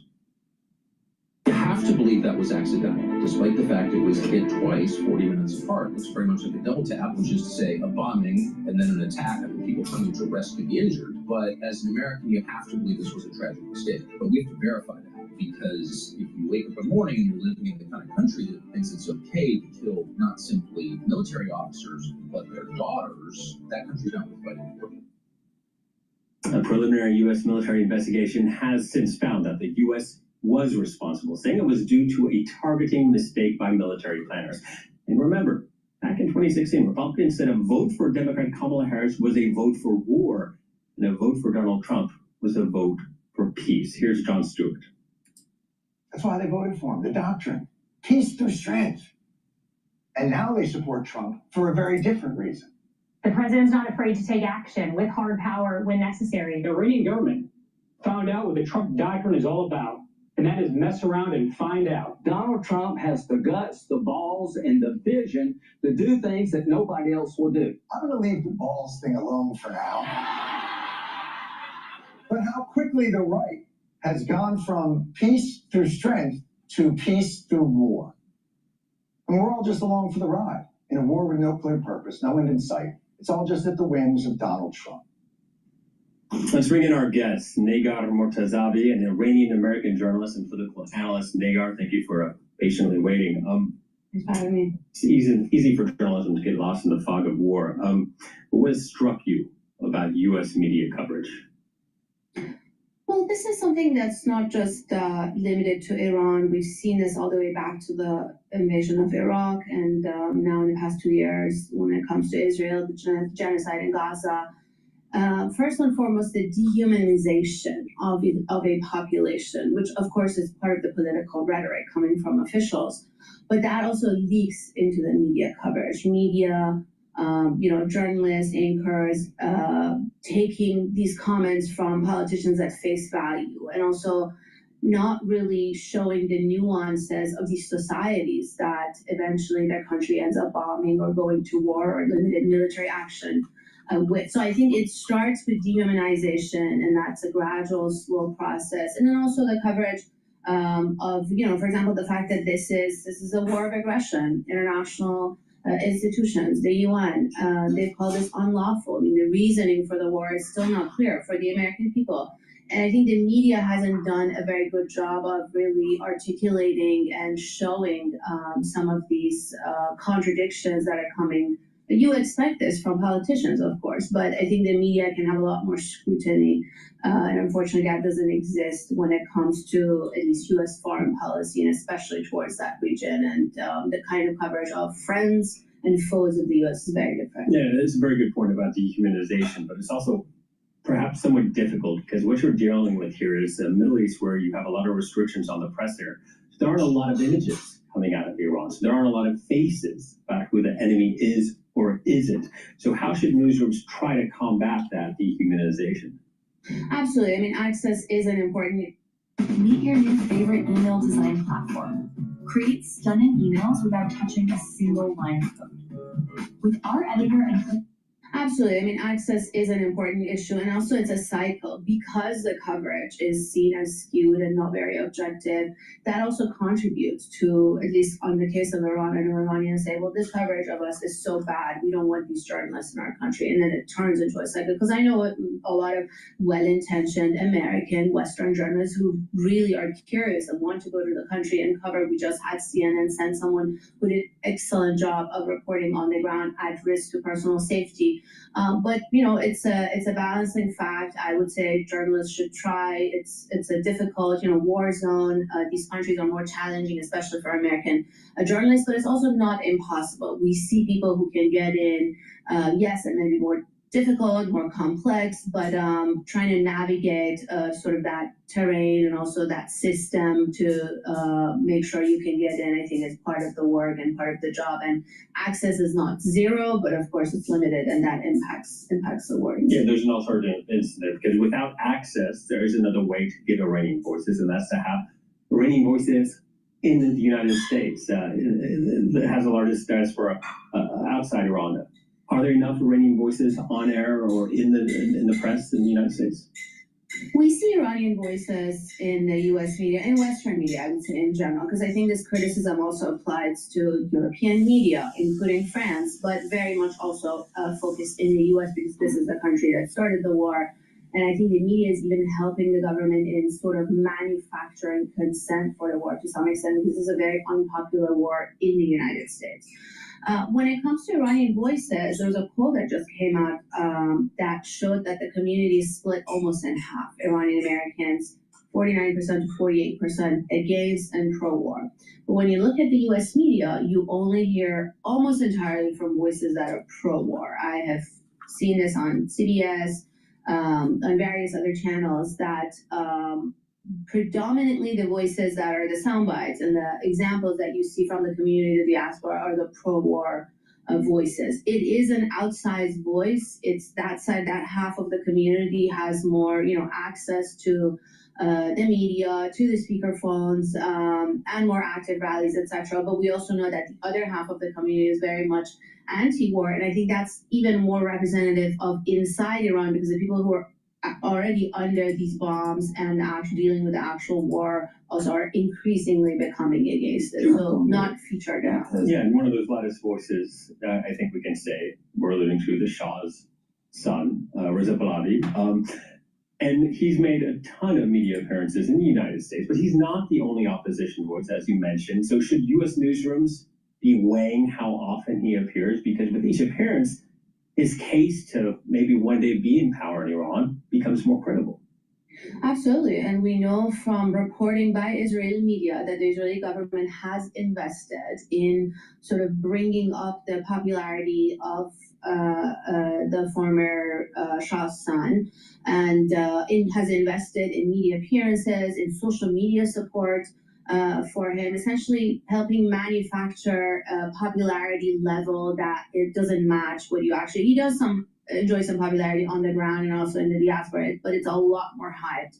And yes, absolutely. So the amount of media coverage and presence, interviews, etc., and mentions is just it doesn't represent what the actual reality is. And part of it is because of this investment and the push to the media and on the social media that I think the various outlets should be mindful of. Running out of time, but really quickly, where should someone go to get the best information on what's happening in Iran?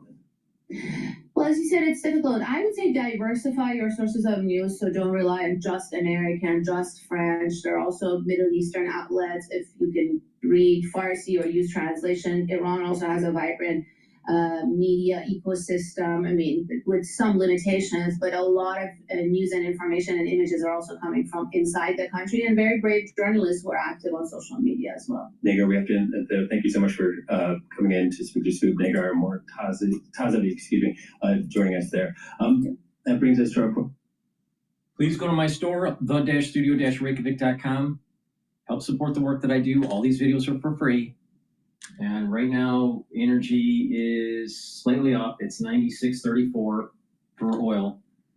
Resveratrol. This helps to soak up free radicals, improve the health of your mitochondria, increase your energy levels because your mitochondria produces ATP. Resveratrol helps with youthful gene expression and helps to get rid of cells that are in senescence. Resveratrol also helps the basal layer of your skin. Resveratrol is a major supplement to slow down the aging process. It stacks really well with Clarity Factor and C60. So please go to my store and get the Resveratrol. Now, C60, you can get it in MCT coconut oil, extra virgin olive oil, and also in avocado oil. Now, C60 is a very potent antioxidant. It's 1,000 times stronger than vitamin C. You take a teaspoon a day, preferably on an empty stomach. And this is going to help multiple systems. It soaks up those free radicals and reduces stress, reduces inflammation. The cells will perform better and the mitochondria will produce more ATP. You'll have more energy. You'll have more vitality. Now, taking C60 every day will also help to improve your skin because it helps with the basal layer and it stacks really well with the resveratrol. Now, C60, by soaking up free radicals at the vascular level, you're reducing plaque formation because you're reducing the concentration of oxidized LDL. And at the brain function level by bringing down inflammation, bringing down stress in the neuron. The neurons are healthier, and the mitochondria in the neuron are healthier, and you're going to be producing more ATP to make neurotransmitters. So over time, what's going to happen is that you'll have more dendritic connections. You'll think faster. You'll have better memory, and your other organ systems will improve, like your immune system and your endocrine system. So please go to my store and get the C60. You can get it in a 2 ounce, a 4 ounce, or an 8 ounce configuration. I've been taking C60 a teaspoon a day, every day, since 2016. Every day. All right, so that's almost 10 years. So please go to my store, the-studio-reykjavik.com. Take it every day. Use discount 5 and you get $5 off any order. Okay, let's listen into Trump administration significantly underestimated Iran Strait of Hormuz closure.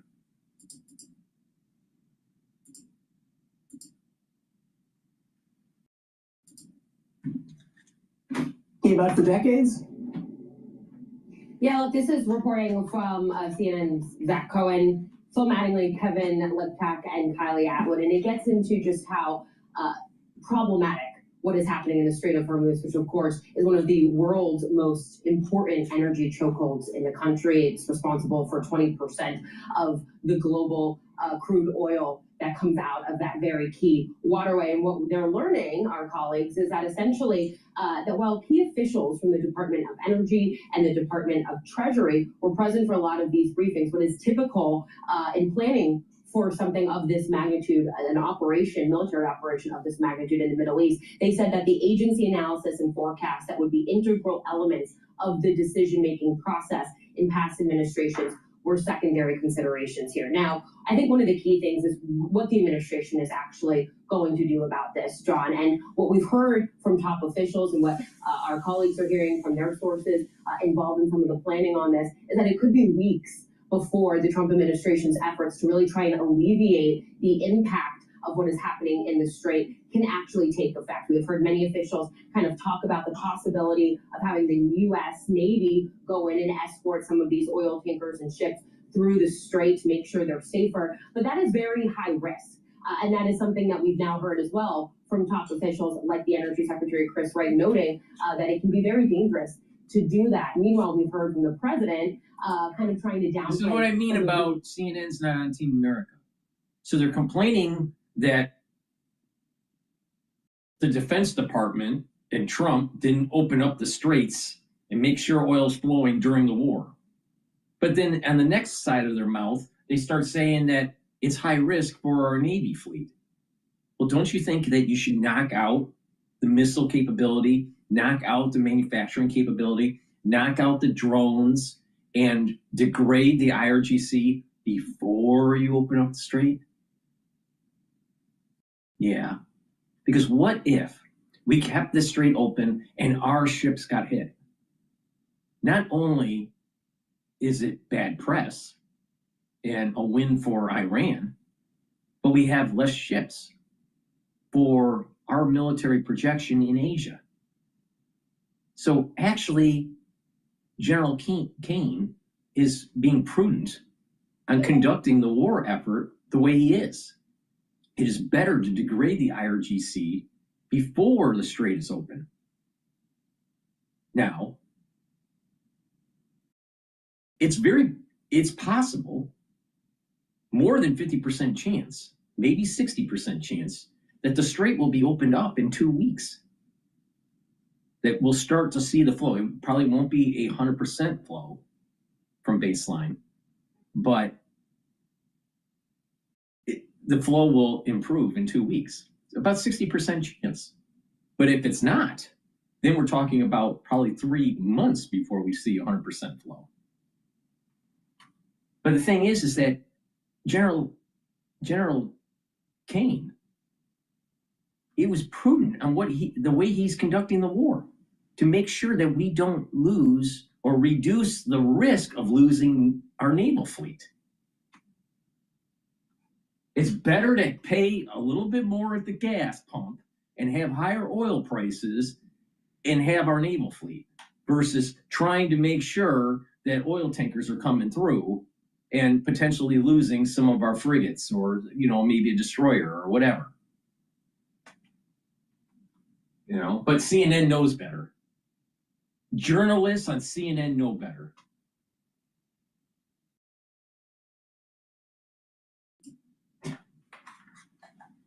What we've seen with energy and what has been happening in the Strait. Now, I do want to reference what we heard from the Treasury Secretary, Scott Bessent, yesterday. He was speaking with Sky News, and he said that the escorts from the U.S. Navy will begin, quote, as soon as it is militarily possible. He said that was their planning, and there's a chance that the U.S. Navy or perhaps an international coalition could ultimately escort these tankers through.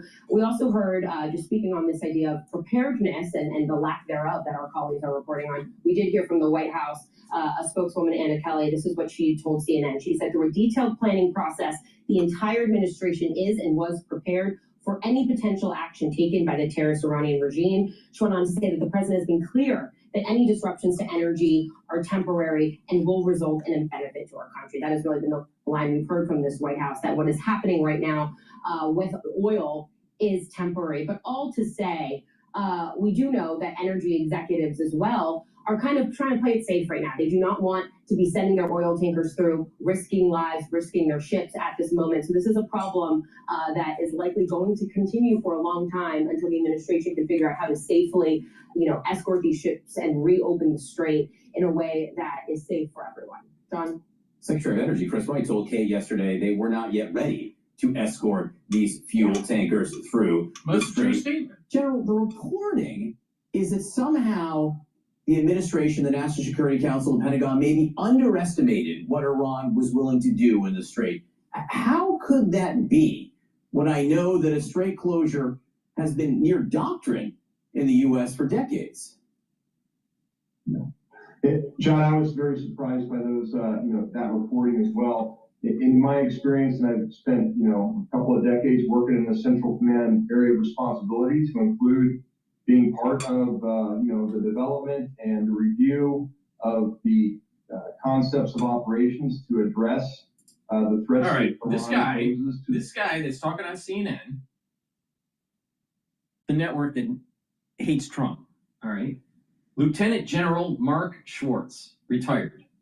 Okay, he just mentioned that he was part of war planning for this area. All right? Well, wait a minute here. He's retired, all right? He looks of age where he would have been dealing with the Gulf War. He looks of age, maybe he was a service member even during the tanker wars in the 80s. He looks of age that he probably served in some capacity during the war on terror after 9/11. So I'm not sure what year he retired, but he sure as hell knew a whole lot about the region. All right? And he was part of an administration, part of a military that failed in the Middle East. The last 47 years, including Trump 1.0, Trump 45, failed in the Middle East. Now, finally, we have a president that's willing to kick some ass. And we have generals that are there to actually get the job done. So why are we listening to a failed general on CNN? Why? Oh, because it's the network of let's demonize Pete Hegseth because a lot of people in the Pentagon don't like him. Why? Because he shook it up. He shook up the whole defense industry.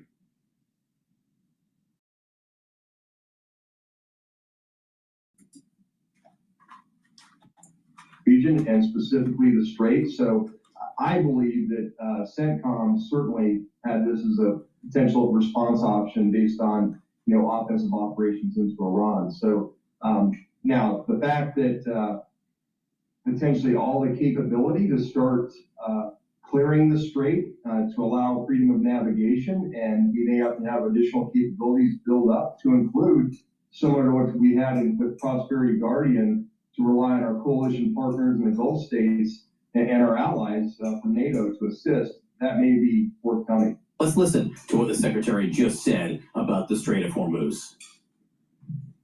They are exercising.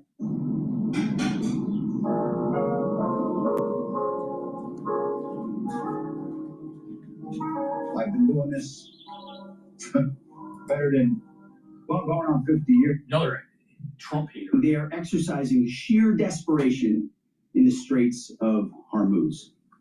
Something we're dealing with. We have been dealing with it, and don't need to worry about it. We're on plan to defeat, destroy, disable all of their meaningful military capabilities at a pace the world has never seen before. The only thing prohibiting transit in the Straits right now is Iran shooting at shipping. It is open for transit should Iran not do that. Now, there's a reason why we chose as one of our primary objectives to destroy the Navy. We understood the ability to interdict shipping is something Iran has done for 40 years. It's key terrain. They've used it as leverage. The world is seeing what they'll do to fight back in that context. And so we've heard them talk about taking various measures, and we're planning for all of them. So we have a plan for every option here. We're working with our interagency partners, and that's not a strait we're going to allow to remain contested or with a lack of flow of commercial goods. So we're aware of that. We're laser focused on our military objectives, but also want to make sure our partners across this government understand we're working with you to make sure that energy flows. And that's an important part. Let's talk about the Strait of Hormuz. It's really become the center of this war right now. And maybe more than anything else, this seems to be bringing the battle home for the American people.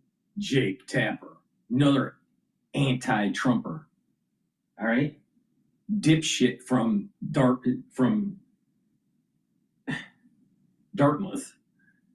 I mean, Jake is such a dipshit. But, he knows better. He knows better. If he knew better, why is he a anchor on CNN? You don't have to be that smart to be an anchor on CNN. Jake. Oh, do you agree? Well, absolutely. And a lot of people may be puzzled by it. They say, look, that's a conflict way over there. The United States does produce a lot of oil and gas. So why is the cost going up at my corner gas station? First of all, because energy is a global market. And stop being an individual that's a slave to the system. All right? This is the reason why I'm doing this channel. I'm telling you how to make money in the news. And also to improve your health, because CNN isn't going to tell you how to improve your health.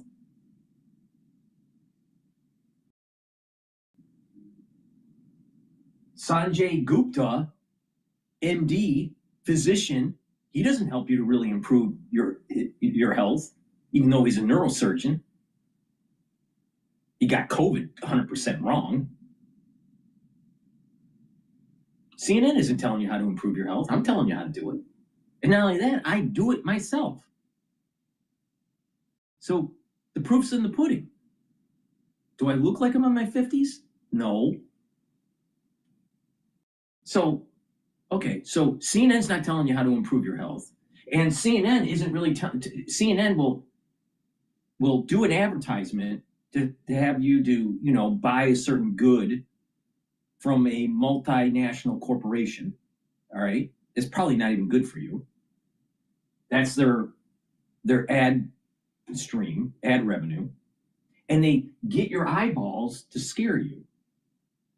And they're saying, well, gas is it's going up. Oil's going up. Oh my God. Well, don't be a slave to the system. Take advantage of it. Buy energy. All right, why is it that the rich get richer and the poor get poorer? Because they have put themselves in a position to be able to benefit from events, news events, world events. Instead of demonizing the Rothschilds, why don't you sit down and actually watch a fucking documentary about the family and how they were extremely poor, but how did they become one of the wealthiest families ever in human history?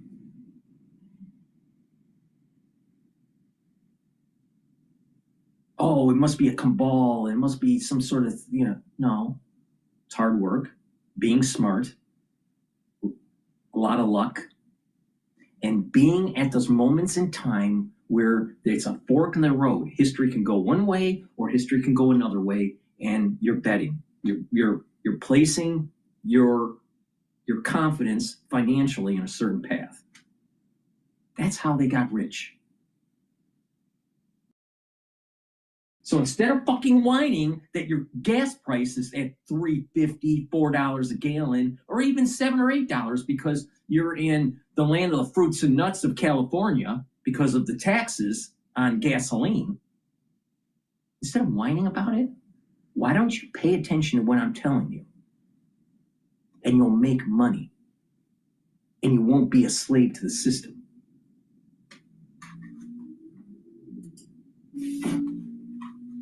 Also a big oil and gas region, a lot of petroleum products there, from the UAE to Saudi Arabia, a huge producer, Kuwait, Iraq, and Iran itself. And almost all of it has to come through this thin ribbon of water down here and pass through the very tight Strait of Hormuz. About 3,000 ships a month, about 20 million barrels of oil a day.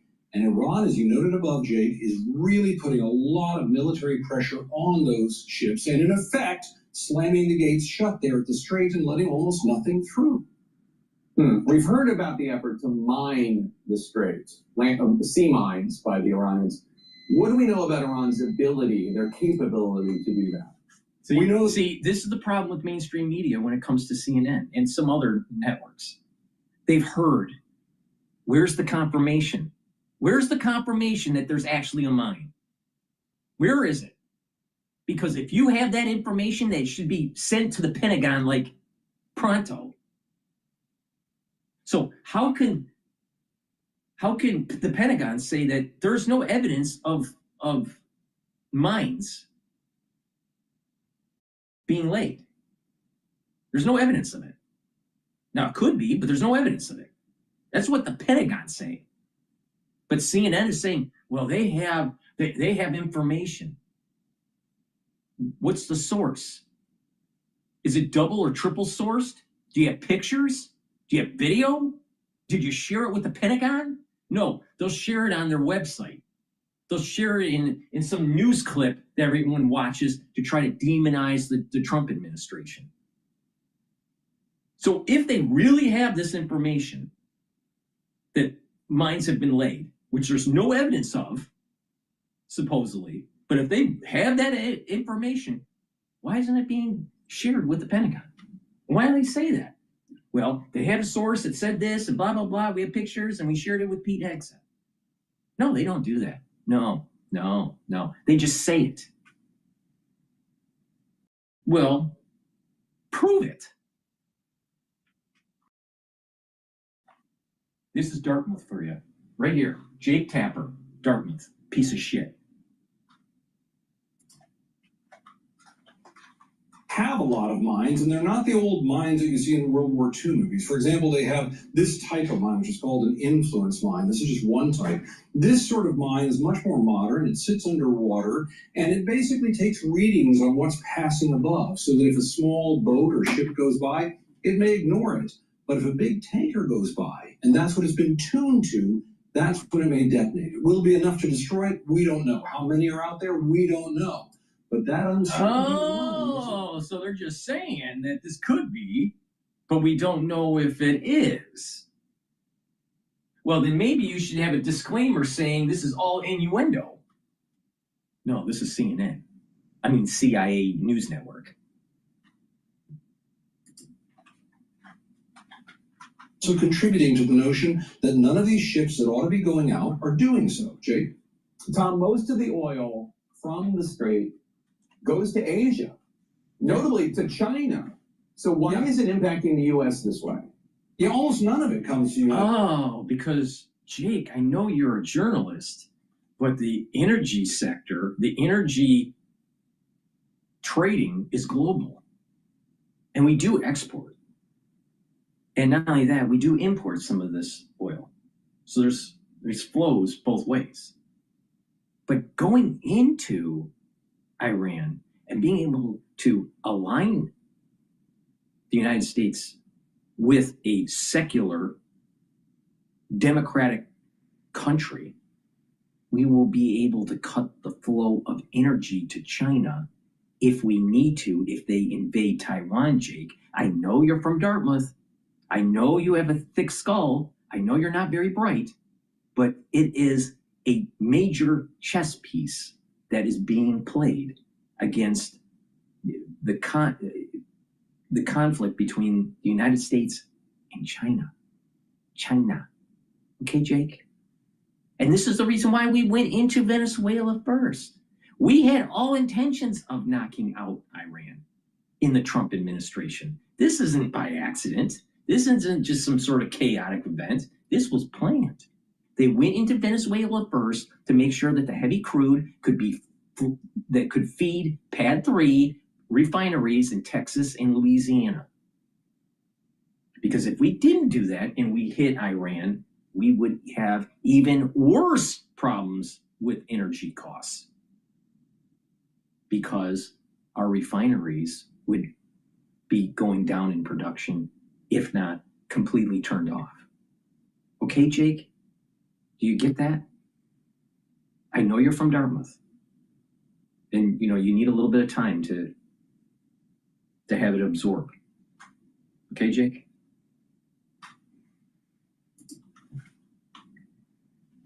States. But the problem is oil is traded on a world market. Once it gets out there, it's basically being all mixed together and traded. So if I were to put barrels in the back of our warehouse here and make them represent all the oil being traded in the world, 20% of it is now not passing through the Strait of Hormuz. You simply cannot remove that much from the market without affecting shipping and trade and manufacturing. And yeah, absolutely, what all of you are likely to pay this weekend when you go to gas up your car. Now that is a clip from CNN talking about the price of gasoline, the price of oil, how it's affecting us at home. And it is so dumbed down that it's for a 10-year-old or 11-year-old.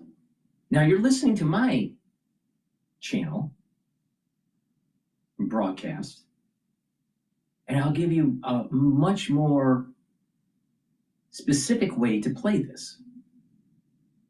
All right, right now, oil is trading at 97.24. And typically on Fridays, there are oil traders that go in and buy either options or futures, either longing the oil market into the weekend, because there's a lot of event risk that can happen and the oil will spike up. Now, what has been happening for the last 2 weeks is that the Asian session, it usually spikes and then it starts to come back down during a little bit later in the session. And sometimes it comes back up in the European session and then comes back down a little bit.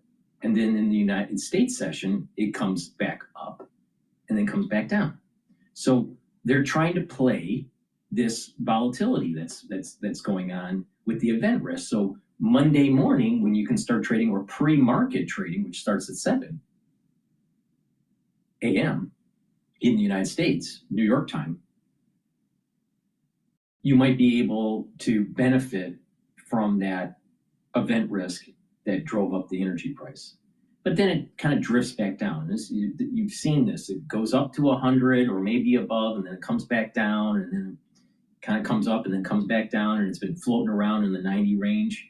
Right now, it's trading at 97. It's the energy the energy traders are putting in their positions, and a lot of times it starts dying out at about 2 o'clock. All right, so it's like fishing, knowing when the fish come through the river and when to put your fishing pole in.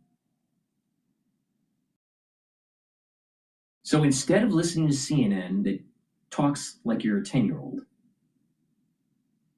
why don't you pay attention to me and you'll actually make money? Please go to my store, the-studio-reykjavik.com. Get the heirloom barley. This will help to detoxify bring down inflammation, and soak up free radicals with superoxide dismutase. And when you do that regularly, you're slowing down the aging process. You're helping with brain function. You're helping with your cardiovascular health. You're boosting up your immune system. You're boosting up your endocrine system. And by bringing down inflammation, you're helping brain function. You're even helping with joint health.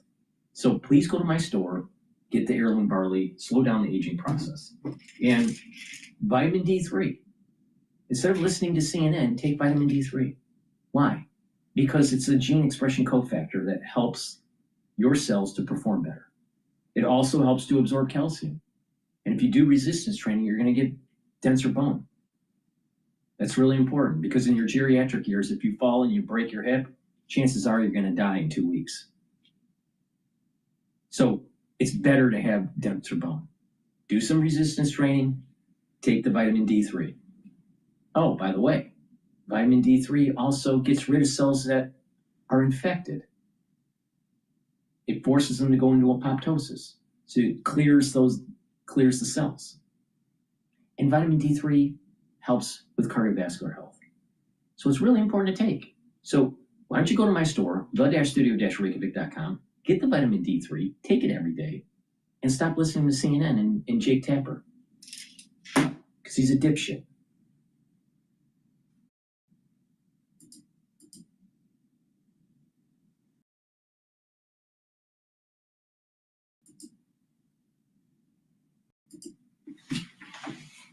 Say it's a war. We could double down on definitions, but I think anybody looking at the Middle East is looking at not only a war, but a widening war and an asymmetric war. If you look at what Iran is doing in the Persian Gulf and the Strait of Hormuz, not a war that I think President Trump, self-admittedly, according to today's news, had planned for the possibility that Iran might close the Strait of Hormuz. It's sort of difficult to even say the words because it seemed such an obvious thing even to people just reading the papers that it was always a possibility. Into the press conference in 18 minutes, the news conference at the Pentagon, the Secretary of Defense, the Chairman of the Joint Chiefs of Staff. How alone is America?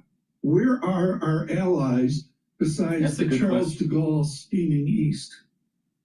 Look, America's, European allies are lending their bases for defensive purposes. America's non-treaty allies in the Gulf are being hit and are under attack. The new Ayatollah is said that he will go after American interests in the region. So America's allies and partners were not asked to come along until after the strikes began. There was no real process of building a consensus or making the case for war, laying out what might lie ahead. And so now they're scrambling. I think the latest in Europe, of course, is a deep frustration, probably behind closed doors anger that the U.S. is effectively, lifting sanctions on Russia's oil exports. Well, we heard that from the leadership of Germany.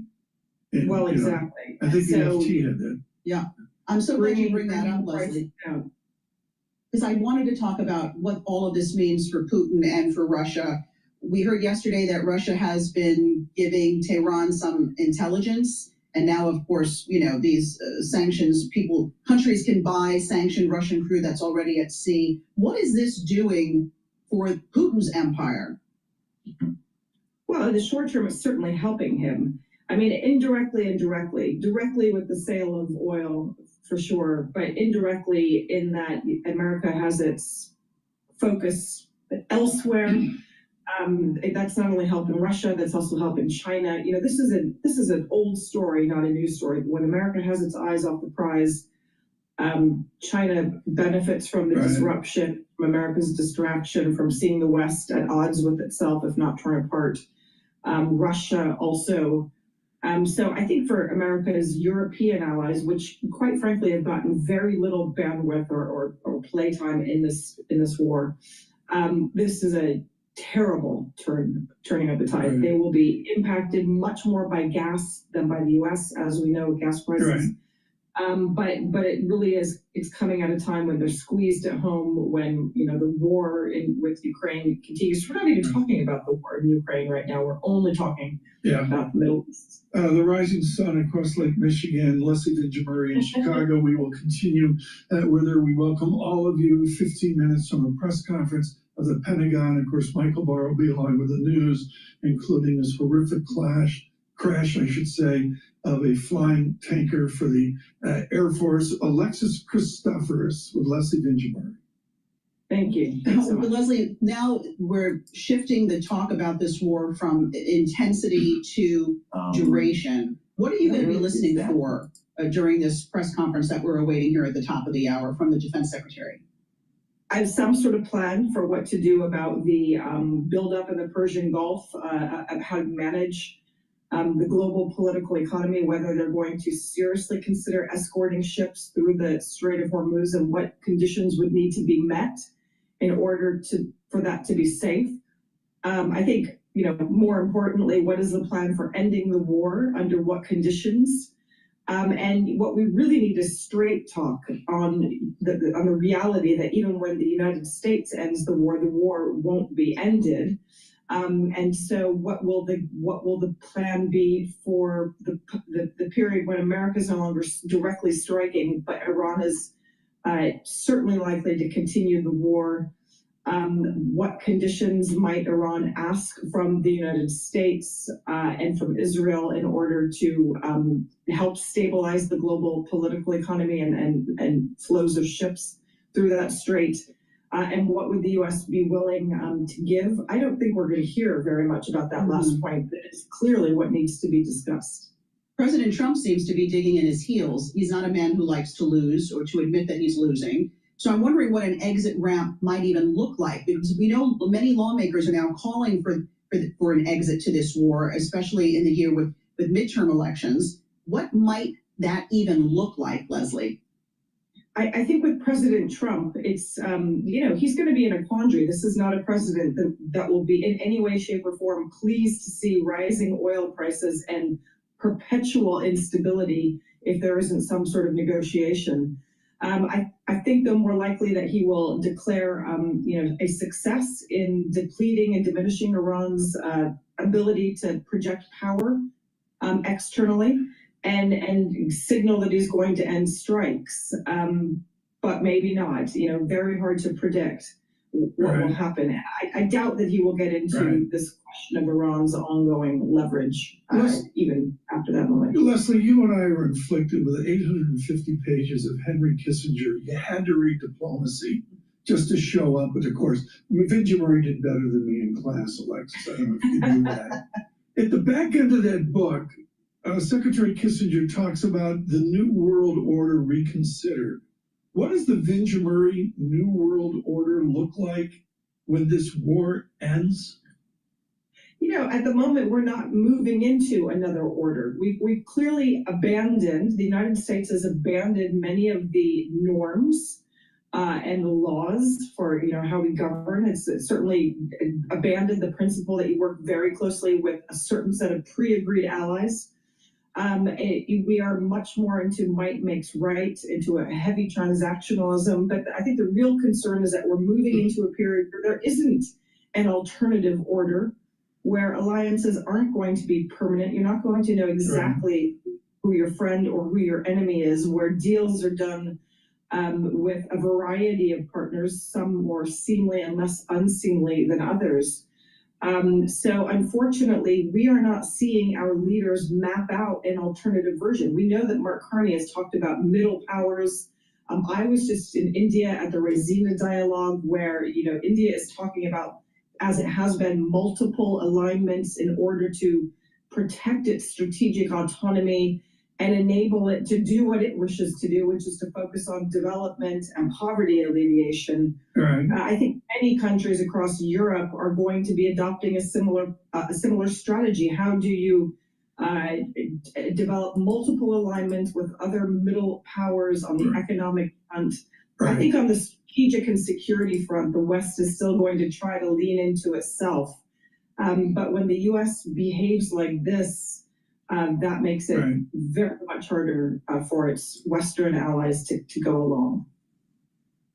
Please go to my store, the-studio-reykjavik.com, and get the Boomer Boost. This has 68 nutrients to help slow down the aging process, improve your brain function, help with your cardiovascular health, help with musculature, rev up your metabolism, increase your energy levels, soak up free radicals, bring down inflammation. This is a very important supplement to take every day. You'll start feeling the effects of this within 72 hours. You'll have a steady burn of energy. You'll be more active. And if you take this for a year, you're going to actually see a major difference in how you are aging. You're slowing down the aging process by taking this. This stacks really well with C60.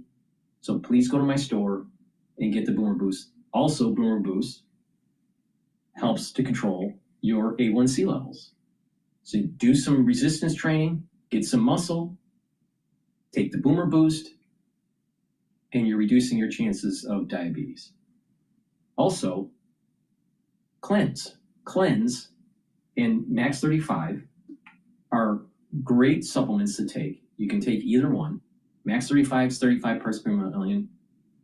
I also have Max 14 parts per million, and Cleanse 30 parts per million. But you take a teaspoon a day every day. All right?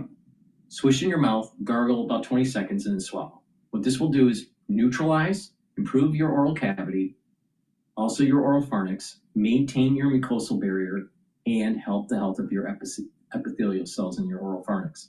You're boosting up your innate immune system. This is really important. And by doing that, you're slowing down the aging process and you're reducing your chances of contracting colds and stuff like that. All right? But by improving your oral cavity, you're also helping with your cardiovascular health. So please go to my store, get the Cleanse, Max 35 or Max 14, take a teaspoon a day every day. If you're not feeling well, take a tablespoon or two a day. You can do that also if you're around someone that's not feeling well. And once everything's all clear, go back to your maintenance dose. So please go to my store, get the Boomer Boost, get the Max 35 or Max 14 Cleanse, and slow down the aging process.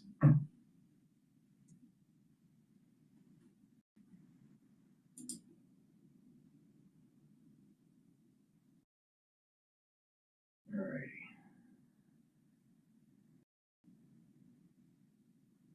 Let's listen to the trade representative for the U.S. Finance the old way. Finance the ramp way.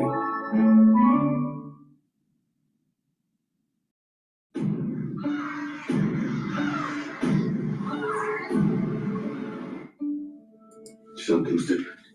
The U.S. Secretary of the Treasury, Scott Bessent, and United States Trade Representative Jameson Greer are heading to Paris tomorrow to meet with Chinese officials, the meeting coming ahead of President Trump's expected trip to Beijing. And a new wave of Section 301 investigations. Joining us right now is Ambassador Jameson Greer. Good morning to you. Let's start with this meeting, and then we can get into tariffs and everything else. What are you hoping to achieve at this meeting? It's good to be with you this morning. Like a lot of our meetings we've had with the Chinese over the past year, we want to ensure continued stability in the U.S.-China relationship, one of the most important economic relationships in the world. We want to make sure that we continue to get the rare earths we need for our manufacturing base, that they keep buying the kinds of things they should be buying from us, and that the leaders have a chance to get together and make sure that the relationship's going the way we want it to go. Where do you think that relationship is, given that it's one of the few countries, unlike the others, that actually had reached deals on tariffs? They never reached one. And how does the conversation change given the situation in Iran? Well, when you look at where we are with China versus 1 year ago, we have a much more balanced relationship with China.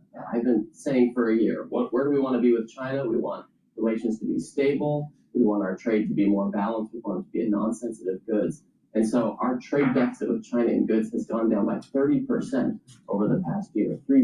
That's a big change. Our imports from China in January were the lowest they've been since 2004. And again, that's not to say we're not going to trade with China. We certainly are, but it's getting to a much more balanced situation. Can we discuss though this situation with Iran, because clearly that's weighing on our markets, it's weighing on the price of oil, and by the way, weighing on their economy as well. It is. So when it comes to energy and the effect of the Iran war, it doesn't so much affect U.S.-China economic relations directly between us. Obviously, China relies on oil from Iran. The United States, we're a huge producer of both oil and LNG, but we do export and import a lot. We're a net exporter, but we do import a lot, and we refine here. We import refined products as well. I think what you want to look is what are the feedstocks doing in China, because some of these hydrocarbons go into the plastics industry, the chemicals industry in China.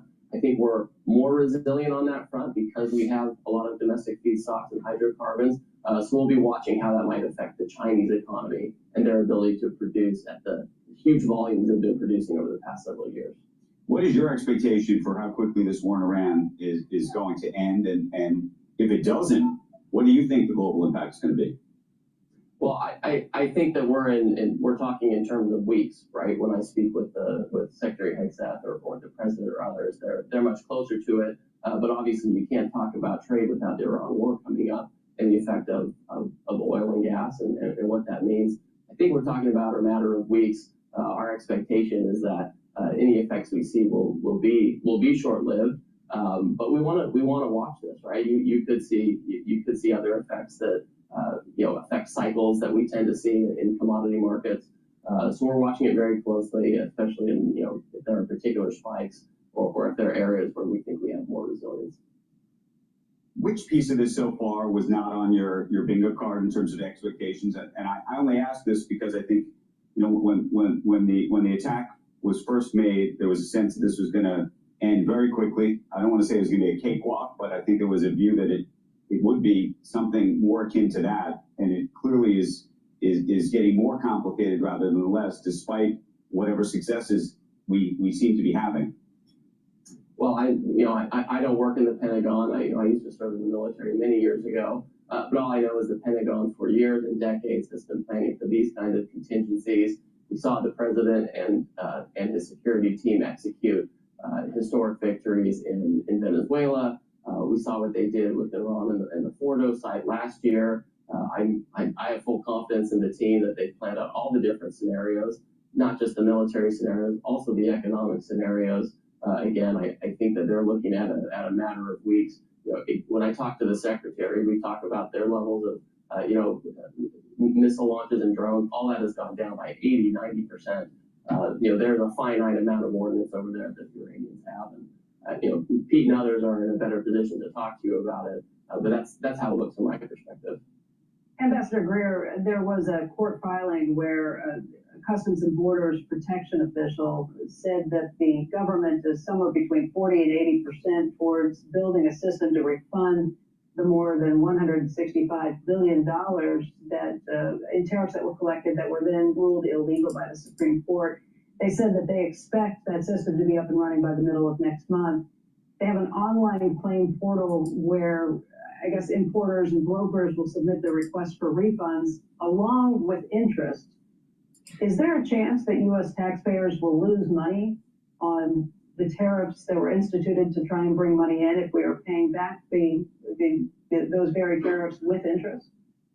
Well, remember, Democratic attorneys general, they argued for these cases. They asked for the money to go back to companies that were importing goods. That was their ask to the court, and they got their wish, was to take money from the U.S. Treasury that could have been used to pay down the debt or other things and give it back to companies who import foreign goods made by foreign workers. So first of all, there is money going out of the Treasury, or that could, and it's because Democratic attorney general wanted that. Interest payments, those are par for the course. If that happens anytime, the government has to refund money or anything like that, there's always some kind of interest associated with it. But it's U.S. taxpayer dollars that would be used to fund the interest if that's the case. I don't know where Treasury is going to have that. I don't know where they think that interest funds are. I'll talk to Scott. The point is that the news anchor is not asking the right question. A lot of the taxes, a lot of the tariffs that the consumer paid, the end consumer paid, aren't going to be refunded. So these companies shouldn't get 100% of the tariff. They should only get a certain percentage once they can prove that a certain product, they passed on the cost to the consumer only 50% or whatever it is.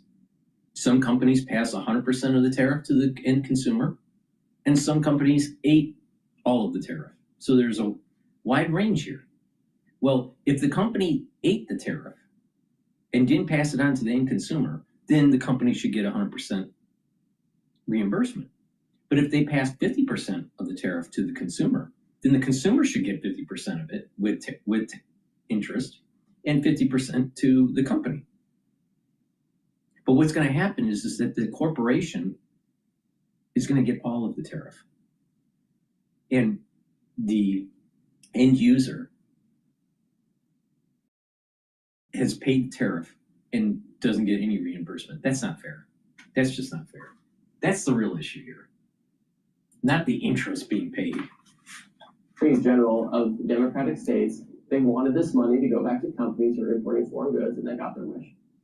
Ambassador, would you and the administration encourage companies that had higher costs during this period to seek refunds, that paid tariffs to seek refunds? And I ask because I talked to a number of CEOs who have thus far been holding off seeking those refunds, worried potentially about the possibility for retribution for seeking such a thing. What about giving the reimbursement to the consumer, Jay? Yes. And somehow they get this windfall. The most important thing and the smartest thing they should do is give it as bonuses to their workers. The whole reason the president imposed these tariffs was to try to reshore, to fix our massive imbalance in trade that we've experienced over many years because of China, Vietnam, the EU, and others. If the companies are going to get this windfall, they should pass it along to their workers as a bonus or a raise, because that's the purpose of the program. It's always been the purpose of the program, and the American people should get it, and the companies should give it to their workers. In terms of the next stage of these tariffs, 301 and otherwise, these investigations that are taking place, how quickly do you think those investigations take place? What kind of reports need to come out of them, and then how quickly can those tariffs be implemented? So the Section 3 program, these are the types of investigations that USTR, my agency, has done in the past. They're very process-driven, they're transparent, there's an opportunity for hearing, for public comment, and then we typically produce some findings. It could be in the form of a report or otherwise. And if we find that countries have been involved in unfair trading practices like subsidies, excess capacity, allowing goods made with forced labor into their countries, we can quantify that harm to U.S. commerce and then try to resolve that issue with the country. If they can't resolve it or don't resolve it sufficiently, you can impose a tariff or fee or something like that. We're trying to move very quickly to your question. We're trying to move in a matter of months. And with that, we can try to resolve some of these issues that have been plaguing the global trading system for many years, and we're finally trying to solve.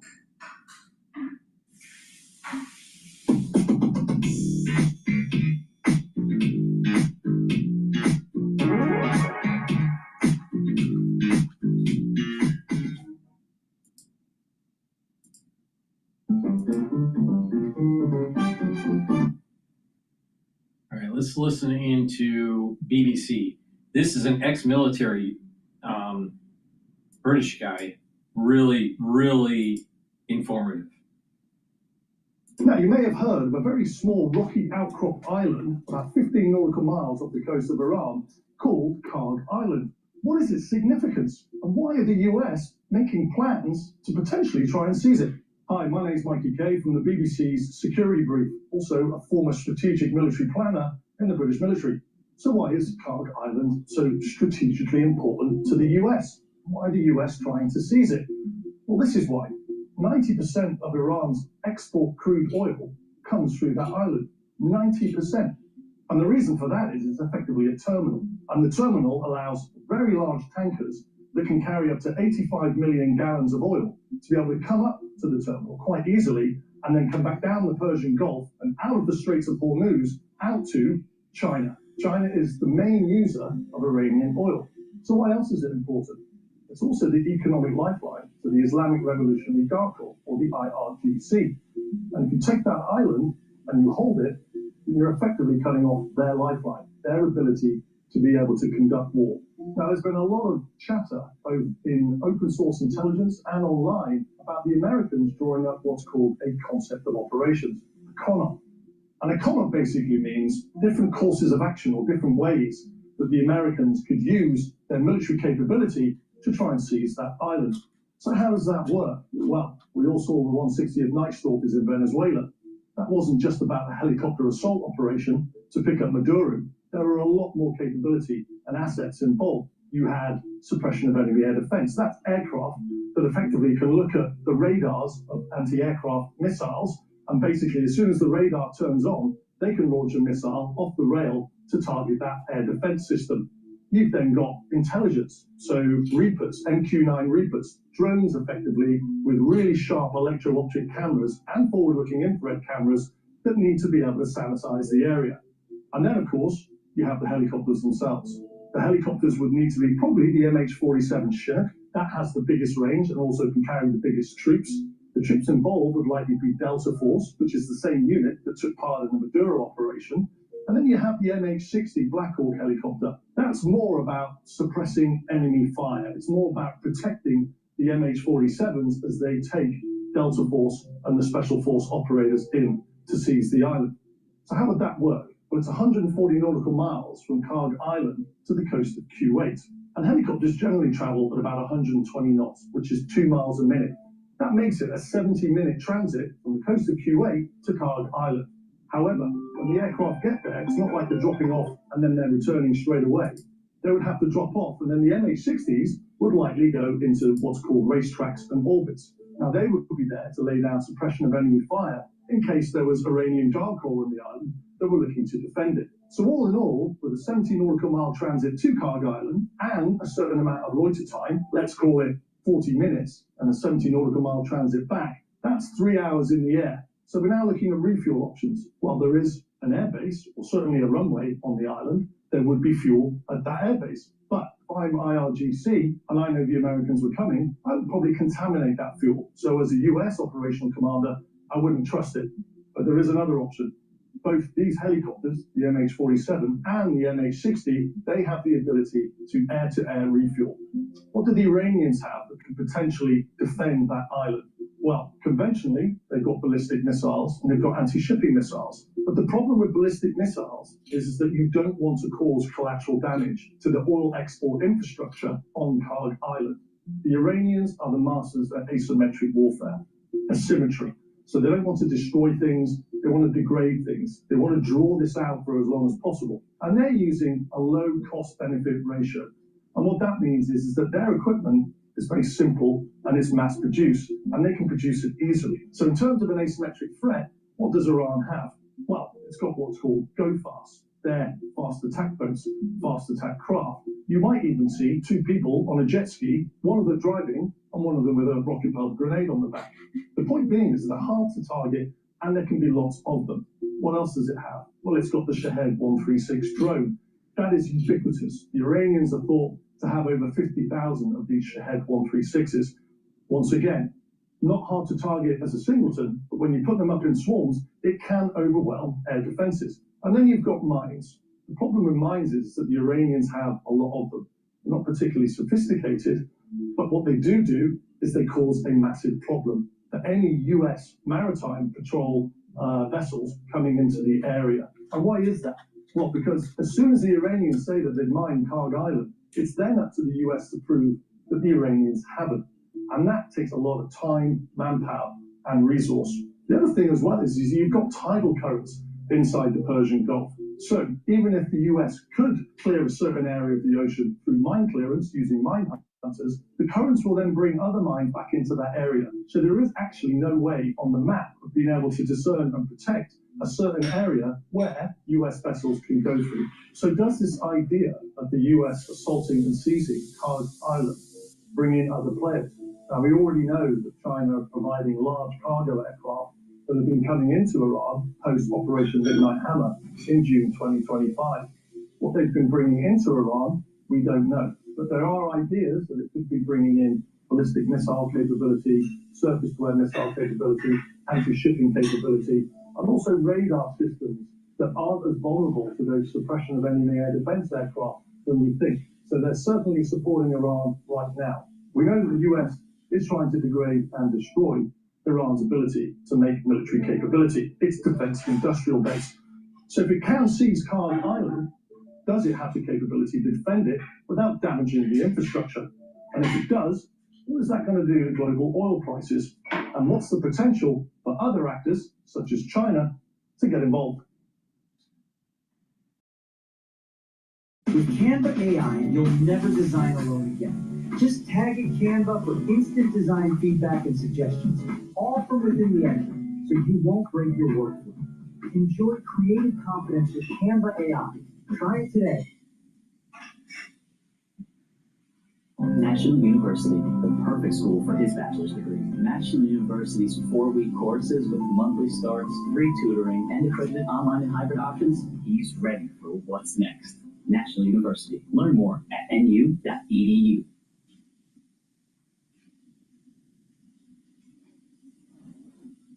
We are at a very dangerous point, in a sense, because I think militarily the Iranian regime has clearly, I think, lost the war, but they haven't lost their ability to do damage to the neighbors, to the international commerce, and to the people of Iran. And how this will unfold, I think, will have a great deal to do with the future of not just Iran, but the entire Middle East. Please go to my store, the-studio-reykjavik.com, and get the Gladiator Barley. This will help to build strength, do some resistance training. This will help with building up those muscles and building strength. This will also help to bring down inflammation so you recover quicker, and soak up free radicals, detoxify your body. It's a great way to get healthy and to slow down the aging process. And by bringing down inflammation, detoxifying, and soaking up free radicals, you're helping your endocrine system, your immune system, even your cardiovascular system and brain function. And Myotrol helps with gene expression to build muscle. This is really important. If you're 40 years of age or older, male or female, do some resistance training. This has polyphenols, flavonoids, and lignans to help with the gene expression to build muscle. It also helps the health of the mitochondria, so you have the energy to maintain the muscle. If you're an athlete, younger or older, you can benefit from Myotrol to gain strength in your sport. You can take them separately, or you can take them together for a synergistic benefit. Please go to my store, get the Myotrol and the Gladiator Barley. It's the-studio-reykjavik.com. The-studio-reykjavik.com. All right, let's listen into Al Jazeera here. Makes it easier for India to kind of transact with their Russian suppliers, but in the long term, I don't think that it has a huge impact into the volume of supplies. I think still there will be some degree of deficits because Middle Eastern supplies are large. So if we are trapped into this conflict in the Middle East with the Straits of Hormuz being locked, then there will be some shortage. This is all part of Iran's strategy. It was to block this particular energy choke point so that many different parts of the world would feel cost and pain from this war, and that would, in Iran's view, increase pressure on the U.S. to end the war. I wonder, just from your perspective, do you think that can work? Because India feeling pain and other parts of the world feeling energy pain is exactly what Iran was hoping for. That absolutely is going to work. And you can see that, Russian foreign and economic policy is also singing from the same hymn sheet.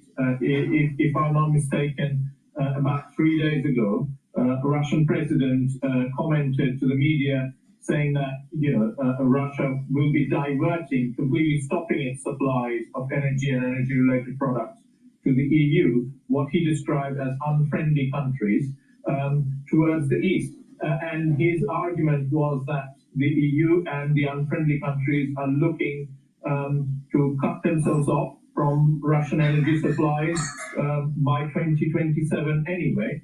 So his advice to Russian companies were, these supplies should be diverted sooner rather than later. Now, the point is that, for Asian countries, they will not be able to meet their demand only through Russian supplies, and there will be a disruptive effect.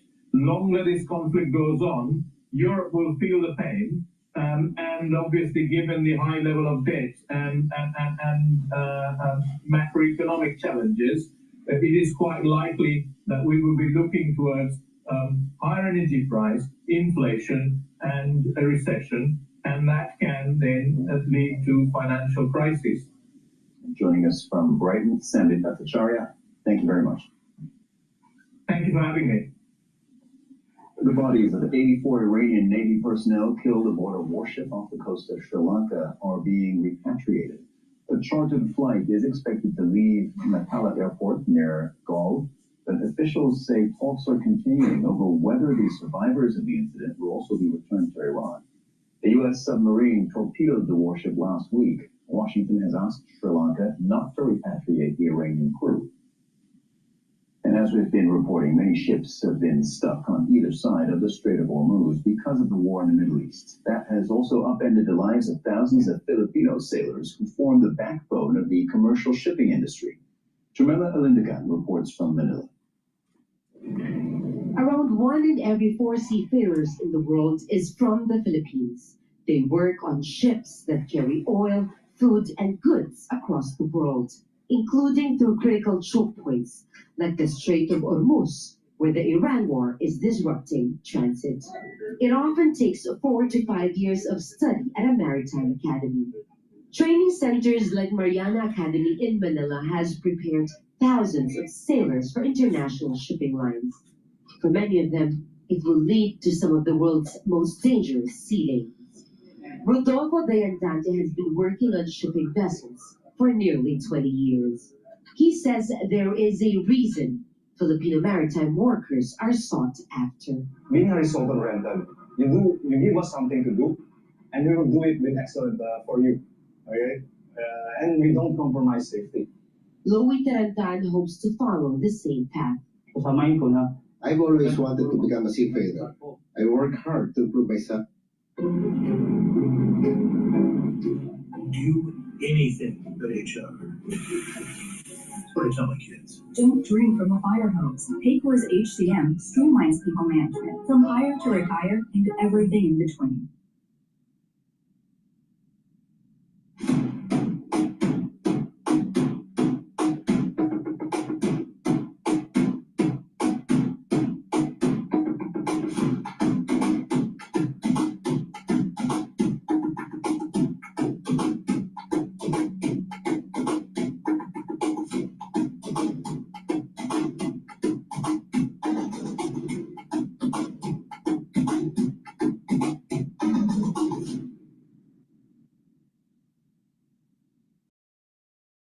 Region entirely and diverting around Africa instead. Amita Miller reports from Cape Town. Disruptions in the Strait of Hormuz are forcing shipping companies to rethink how goods and energy move around the world. Now, that's where other shipping routes may come in. Instead of moving through the Gulf and onto the Mediterranean via the Suez Canal, some vessels are taking the much longer journey around the southern tip of Africa, the Cape of Good Hope. But the longer route increases travel by 3,000 to 5,000 nautical miles. That's 10 to 14 extra days of travel. That means higher fuel costs. In total, this detour adds about $1 million in extra costs per trip. Now, while port authorities here at the Cape Town port say they're ready to handle the additional traffic, ships that may take the Cape route are not stopping at these ports. It would take up too much time and cost more. The rerouting might offer some benefits to African ports, but that will be far short of the extra costs for shipping companies and their clients. Amita Miller, Al Jazeera, Cape Town.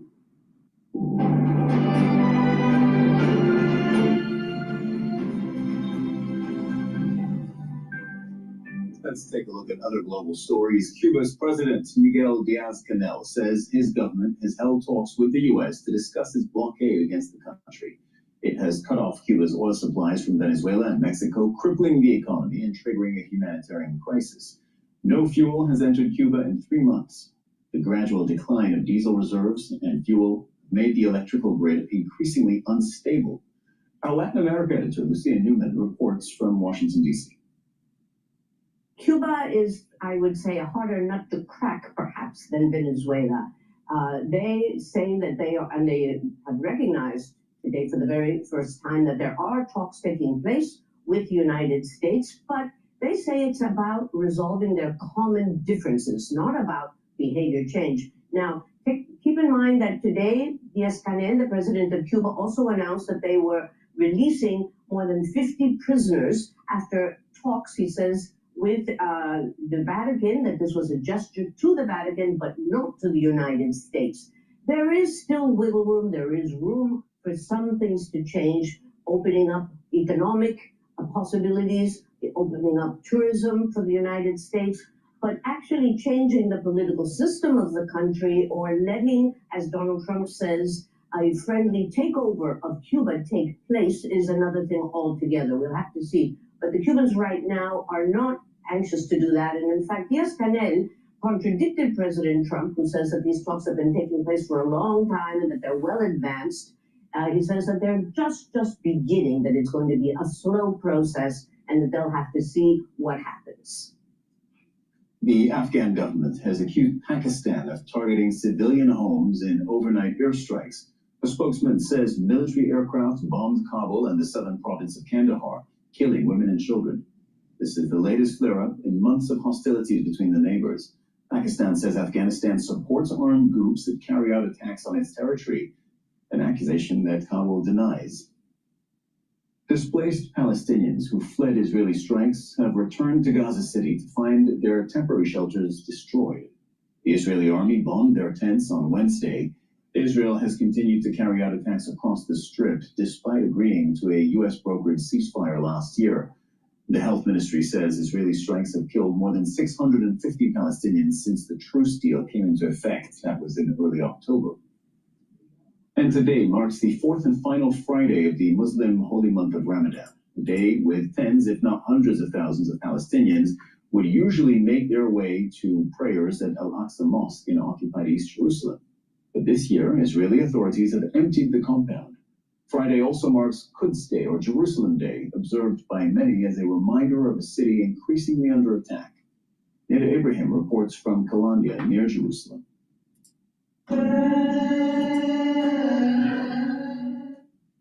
Please go to my store, the-studio-reykjavik.com, and get the Zeolite. Zeolite will bind to heavy metals, toxins, and chemicals and allow you to urinate them out within 6 to 8 hours.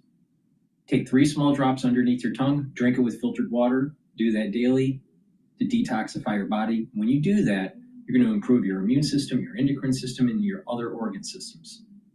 Please go to my store and get the Zeolite. Also, I have a great supplement here to relieve pain.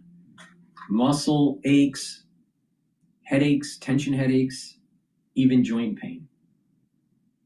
Get the super strong relief. You apply it on your skin, and within 30, 60 seconds, maybe 90 seconds, the pain will go away completely or radically diminished. So for temporary relief for pain, please go to my store and get the super strong relief. All right, let's listen into Quest Means Business. He interviewed a former Royal Navy officer about the Strait of Hormuz and the military aspects to the strait. Thomas with me from Shaw, who served as Royal Navy officer for 27 years, senior advisor to Corvis. He's with me. Good to see you, sir. Let's talk about mining. What's being put in the water? I need to see confirmed that mines have gone in the water. There may be confusion here over pre-positioning of mines. The Iranians have 5,000 roughly in their stockpile. They have a raft of converted fishing boats that look exactly like fishing boats. They open the barrels as a rail and the mines go in the water. So they can deploy these things very quickly, but they have to get them in position. Right, so what are these mines? But I mean, think World War II horned mines, a lot of them, literally metal spheres bobbing in the water with contact horns. Really? Now, they range from there, the free float, the moored versions of that, to some quite sophisticated ones of Russian origin and Chinese origin. Obviously, they're more difficult to move around without being detected. And are they, sorry, this is a naive question, but are they as serious a threat as they sound? Yes, and the problem with mines is that sometimes you don't even need to lay them. And today may be a case study of saying you've laid them, and it has the same effect.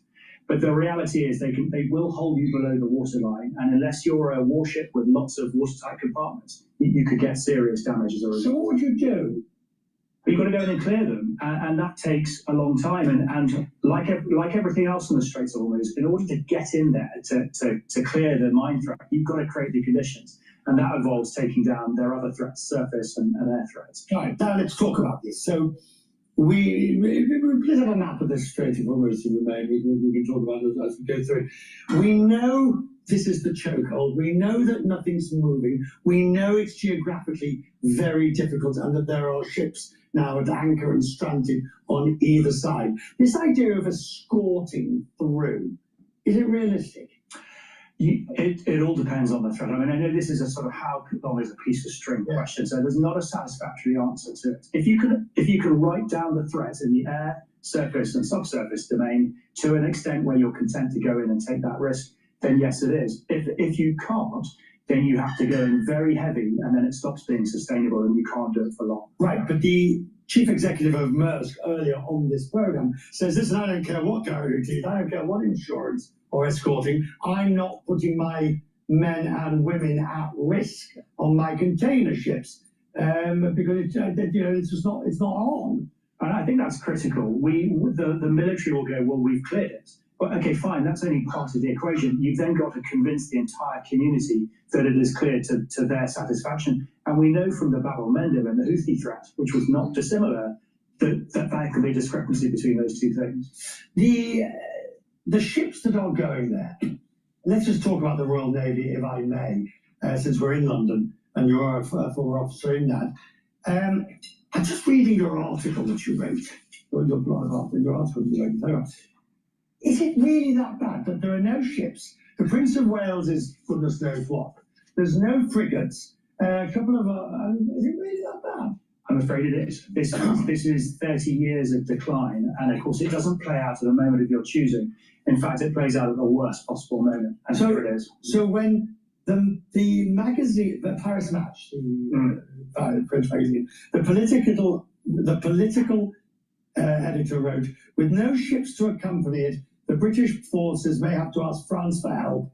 What if Napoleon, sounded defeated in 1805, were to get his revenge 220 years later? The French are never backwards in coming forwards when it comes to exploiting these, and we've done it as well. It works both ways, particularly at the political level, where the jockeying can sometimes get a bit sort of difficult. But in this case, they're right to do so. They're protecting our sovereign base in Cyprus until HMS Dragon gets there. If we send a carrier, then we have to allocate Dragon to the carrier. I mean, that's sort of allied effort. But how did they get it so wrong? Yeah, well, so look, it's 30 years, both governments not prioritising defence over welfare, education, NHS, all the things that we know and love and hope for. Defence has never been one of them. And now the opportunity has created itself to reverse that decline, and we're still not taking it. Okay, well, not yet, not with the NATO increased expenditure. And even if you do, ships are much, the cost of the cost and the length versus planes and infantry is much greater, isn't it? Final thoughts, I just want to get back to the Straits, and we've not only got problems down the Straits of Hormuz, you've got the Houthis down at the bottom, you've got the Red Sea difficulties, all of which, yet oil is down at $90 a barrel. But my guess is that the risk is very much on the upside. Absolutely, and the commodities traders are looking at this minute by minute, looking for answers, looking to predict whether they go, long. And the spike last night, of course, scared everyone. That was immediately sort of appeased by rhetoric out of the White House. I think the general assumption is that the longer this goes on, the more that price goes up and the more it affects us at home. So we need to find a way of clearing it, either by persuasion and diplomacy or by forcing our way in there militarily. Would you sail through the Strait of Hormuz? As a warship, yes, because that's your job. But as a container ship? No, I wouldn't. I wouldn't put my crew at that level of risk. Why would you? Why not wait until there's assurances in place that it's safe to do so? At the moment, it's not safe to do so, which is why they're not. Gosh, I'm very grateful that you came to talk to us. Good to see you, sir. Thank you very much indeed.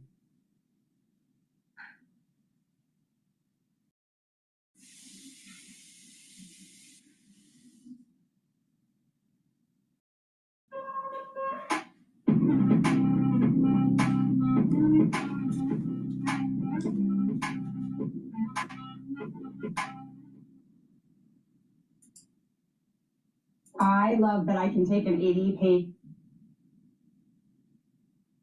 Alrighty. See France 24 here. Actually, there was no voice and there was no video. It was a. This is France 24.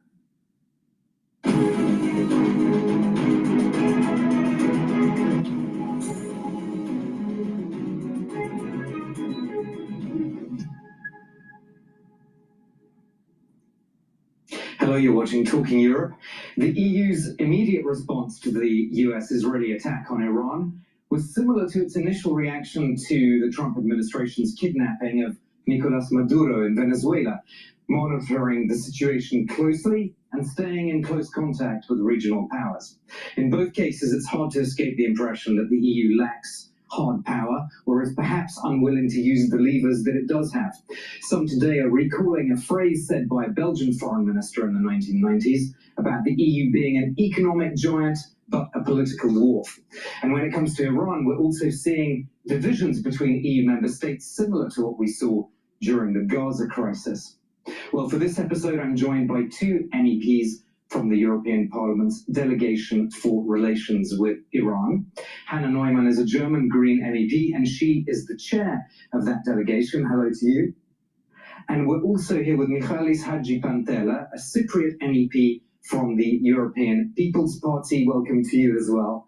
I'd like to start with you because obviously Cyprus has been directly affected with these drone attacks. What's the mood there, and what do you think of these Iranian assertions that these are actually false flag operations or provocations? Listen, the mood in Cyprus is very good. We are very happy with the support we got from European Union countries. We have support from Greece, France. You've heard that Emmanuel Macron and the Prime Minister of Greece, Konstantinos Mitsotakis, visited Cyprus. We have support from Spain, Holland and England. So this is something that, to be honest, was not expected a few years ago. But this shows that Europe can give solidarity to small member states like Cyprus. I think the situation in Cyprus is very good. It's not, it's over exaggerated in the media. So when they talk about maybe an invocation of the EU's collective defence clause, that's I don't think this is at the table at the moment. Hannah Neumann, just on the sort of big picture, how do you think the EU has handled this? Has it really risen to the occasion here? I would say we are on the pathway to rise to the occasion. We have indeed seen, especially the first 1 or 2 days, a bit of a prism of responses to the escalation. But if I look at what de facto the messaging is right now, we are moving much closer, and there's quite a broad unity on, I mean, clearly saying everybody wants this regime, the Iranian regime, to be gone, and everybody really shows solidarity with the situation in the Gulf, where they are being attacked by the Iranians. It is quite clear that we need to work towards a de-escalation together with our partners in the Gulf, and everybody's reaching out to Trump, to the Israelis, to tell them, what is your goal, what is your strategy? And I think that you already mentioned that in the case of Cyprus, it is also crucial that we work together to increase European resilience to the high rising energy prices, but also, I mean, to the situation with the delivery chains and along the Strait of Hormuz. We'll come back to energy. That's obviously a crucial concern for Europeans. But I want us to take a quick listen to EU Commission President Ursula von der Leyen, who caused a bit of a stir with the following comments. Let's take a listen. Europe can no longer be a custodian of the old world order. For a world that has gone and will not return. We will always defend and uphold the rules-based system that we helped to build with our allies. But we can no longer rely on it as the only way to defend our interests. We need to be prepared to project our power more assertively. Something that used to terrify me in my business was doing my finances. So now I use Zero. It generates a lot of reports that help me make sound decisions. When I think I'm slow, I can look at Zero, and Zero's like, no, you're still doing good.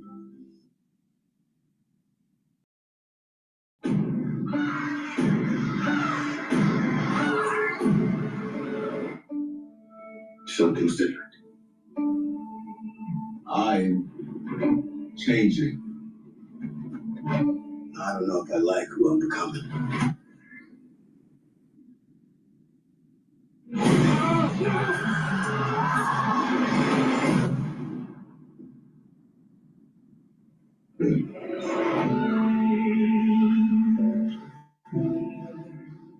Boy, there are a lot of people wanting to know what happened down there. Where's Sam? Why is he back in? We need to talk. All right. There's new breaking news. Iran's Revolutionary Guard says it has launched new missiles. In Beirut, we're seeing the aftermath. Tell us what you know. I know that there have been developments really across the Lebanese capital today. Cyril, well, I know just that the Israelis put out again an evacuation order for districts in the southern suburbs about half an hour ago, sort of a reminder that those areas should be evacuated. Remember that they are pretty much empty of human inhabitants now. They've been evacuated for a long time because most of the people who live there make up some of the 800,000 plus internally displaced people here in Lebanon. It is the first strike we've seen on there today. Actually, it's been a comparatively quiet day in the southern suburbs of Beirut until then. There were other airstrikes that you already mentioned in the south of Lebanon, including that one in Sidon that killed 8 people. Now, according to the Lebanese Health Ministry, 773 people have been killed since this fighting began. And worth comparing with figures coming from Israel, who say that they killed 360 Hezbollah fighters. So even if you take those Israeli figures as accurate, that means that 413 people who they've killed are not classified as Hezbollah fighters. Cyril. And Noor, in this ongoing fight between Israel and Hezbollah, Israel, of course, has been attacking, we're still watching the aftermath now, attacking Hezbollah in southern Lebanon, in the capital Beirut, also in the eastern parts of the country, in the Bekaa Valley, and Israel is also taking damage and incoming fire from Hezbollah.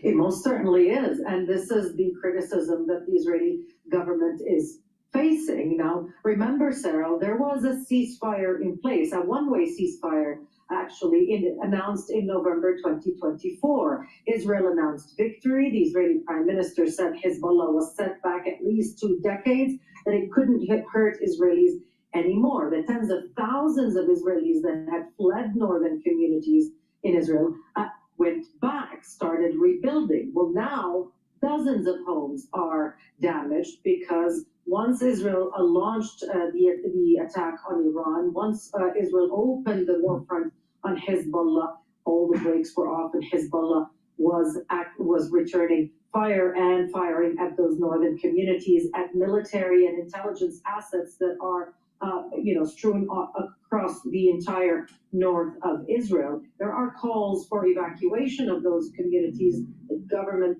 is not going that route. It is extending the state of emergency. There will be no schools next week. It is taking the heat, and it's not promising that this will end anytime soon. The Israeli government is telling the military, is telling the residents, this will go on for weeks. This war will outlast that on Iran, possibly beyond April.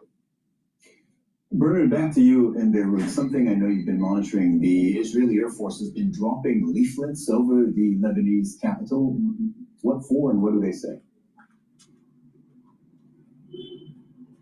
Yeah, part of their pressure campaign, really, on the Lebanese. These leaflets were dropped this afternoon over central Beirut, telling people, essentially, obviously written in Arabic, telling people they must disarm Hezbollah, Iran's shield. If you want to be part of real change and contribute to the prosperity and protection of your country, we are here to listen to you. And there's a QR code for people to click, which the Lebanese army has warned links directly to Israel's security service. But what Israel is doing is, as part of its campaign of piling pressure on the Lebanese public and the Lebanese government with these leaflets, and also striking at areas outside traditional Hezbollah areas. Israel is increasing that pressure because they are, it's a very sectarian society here in Lebanon, and there are risks of causing sectarian friction as airstrikes are in areas not traditionally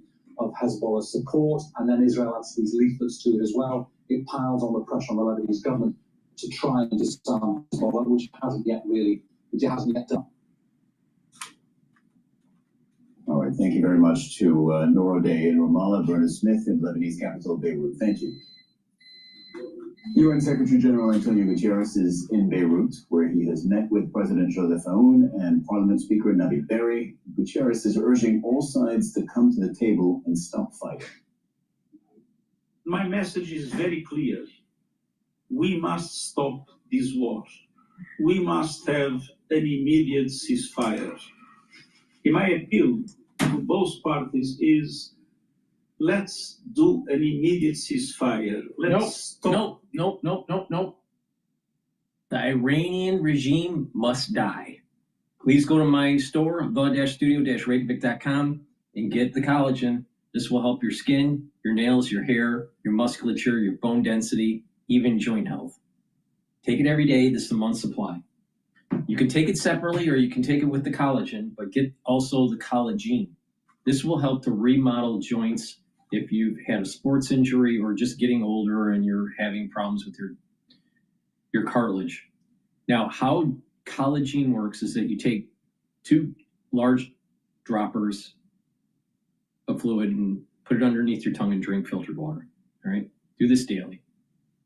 And what this will do is that it's going to help to remodel the joint by using type 2 collagen and ACAN. ACAN helps the cushioning of the joint. The collagen, the type 2 collagen, will help to remodel the cartilage. This collagen will also help to inhibit 3 different enzymes. One enzyme causes pain, so it wants to inhibit that pain. So it blocks EP4. But it also blocks the enzymes that erode the joint, which is MMP3 and MMP13. In addition, collagen helps to recruit glucosamine to help to remodel the cartilage, and to use chondroitin to help to cushion the joint. All right, so this is a great way to remodel. Take some time, you work that joint that you have, maybe an elbow or a shoulder, and you do a little bit of resistance training, a lot of stretching, right? And a great way to do it to help rebuild your joints is, let's say you had a elbow issue, all right? And you have a hard time extending it. And let's say your pain for extension, you can open it only maybe to 90 degrees, okay? So no pain and then pain, all right? What you want to do is you want to go a little bit beyond the pain mark, maybe a few degrees, all right? And hold it there for about 10 to 20 seconds. And do that 2 times a day, all right? Or 3 times a day, all right? And over time, by taking the collagen and doing this little workout, you will eventually get to the point where you're gonna be able to open it up completely. But it may take weeks, if not months, to eventually get this to open up, and then the pain will be lessened. All right. So, and then once you're able to do that, then you add a little bit of weight, very lightweight, nothing heavy, and you do something similar. If you have pain, you open it up to the point of the pain, and then hold it a little bit more for about 20 seconds, and then release. Do that 2 or 3 times a day. And eventually what will happen is that you're rebuilding the musculature, you're rebuilding the joint, you're stretching out also your tendons and ligaments. And by doing this, over time, you'll be able to reduce the joint problem that you have, all right? It's important to take care of it right away so you don't erode all of the joint. Because if you erode all of your cartilage and you don't have any cushioning within the joint, then you're talking about a much bigger problem that needs surgery. But you want to catch it right away and allow for the body to remodel and heal. And you can do that with the collagen, doing that little workout that I just mentioned on whatever the joint problem that you have, and taking the collagen. So please go to my store, the-studio-reykjavik.com. Take my advice, slow down the aging process, help support the channel by sharing the links, getting the great products I offer. Use discount 5, you get $5 off any order. Go to my store, the-studio-reykjavik.com. The link is in the description of this video and all my videos. Thank you for listening. That's the end of my broadcast, and have a nice day.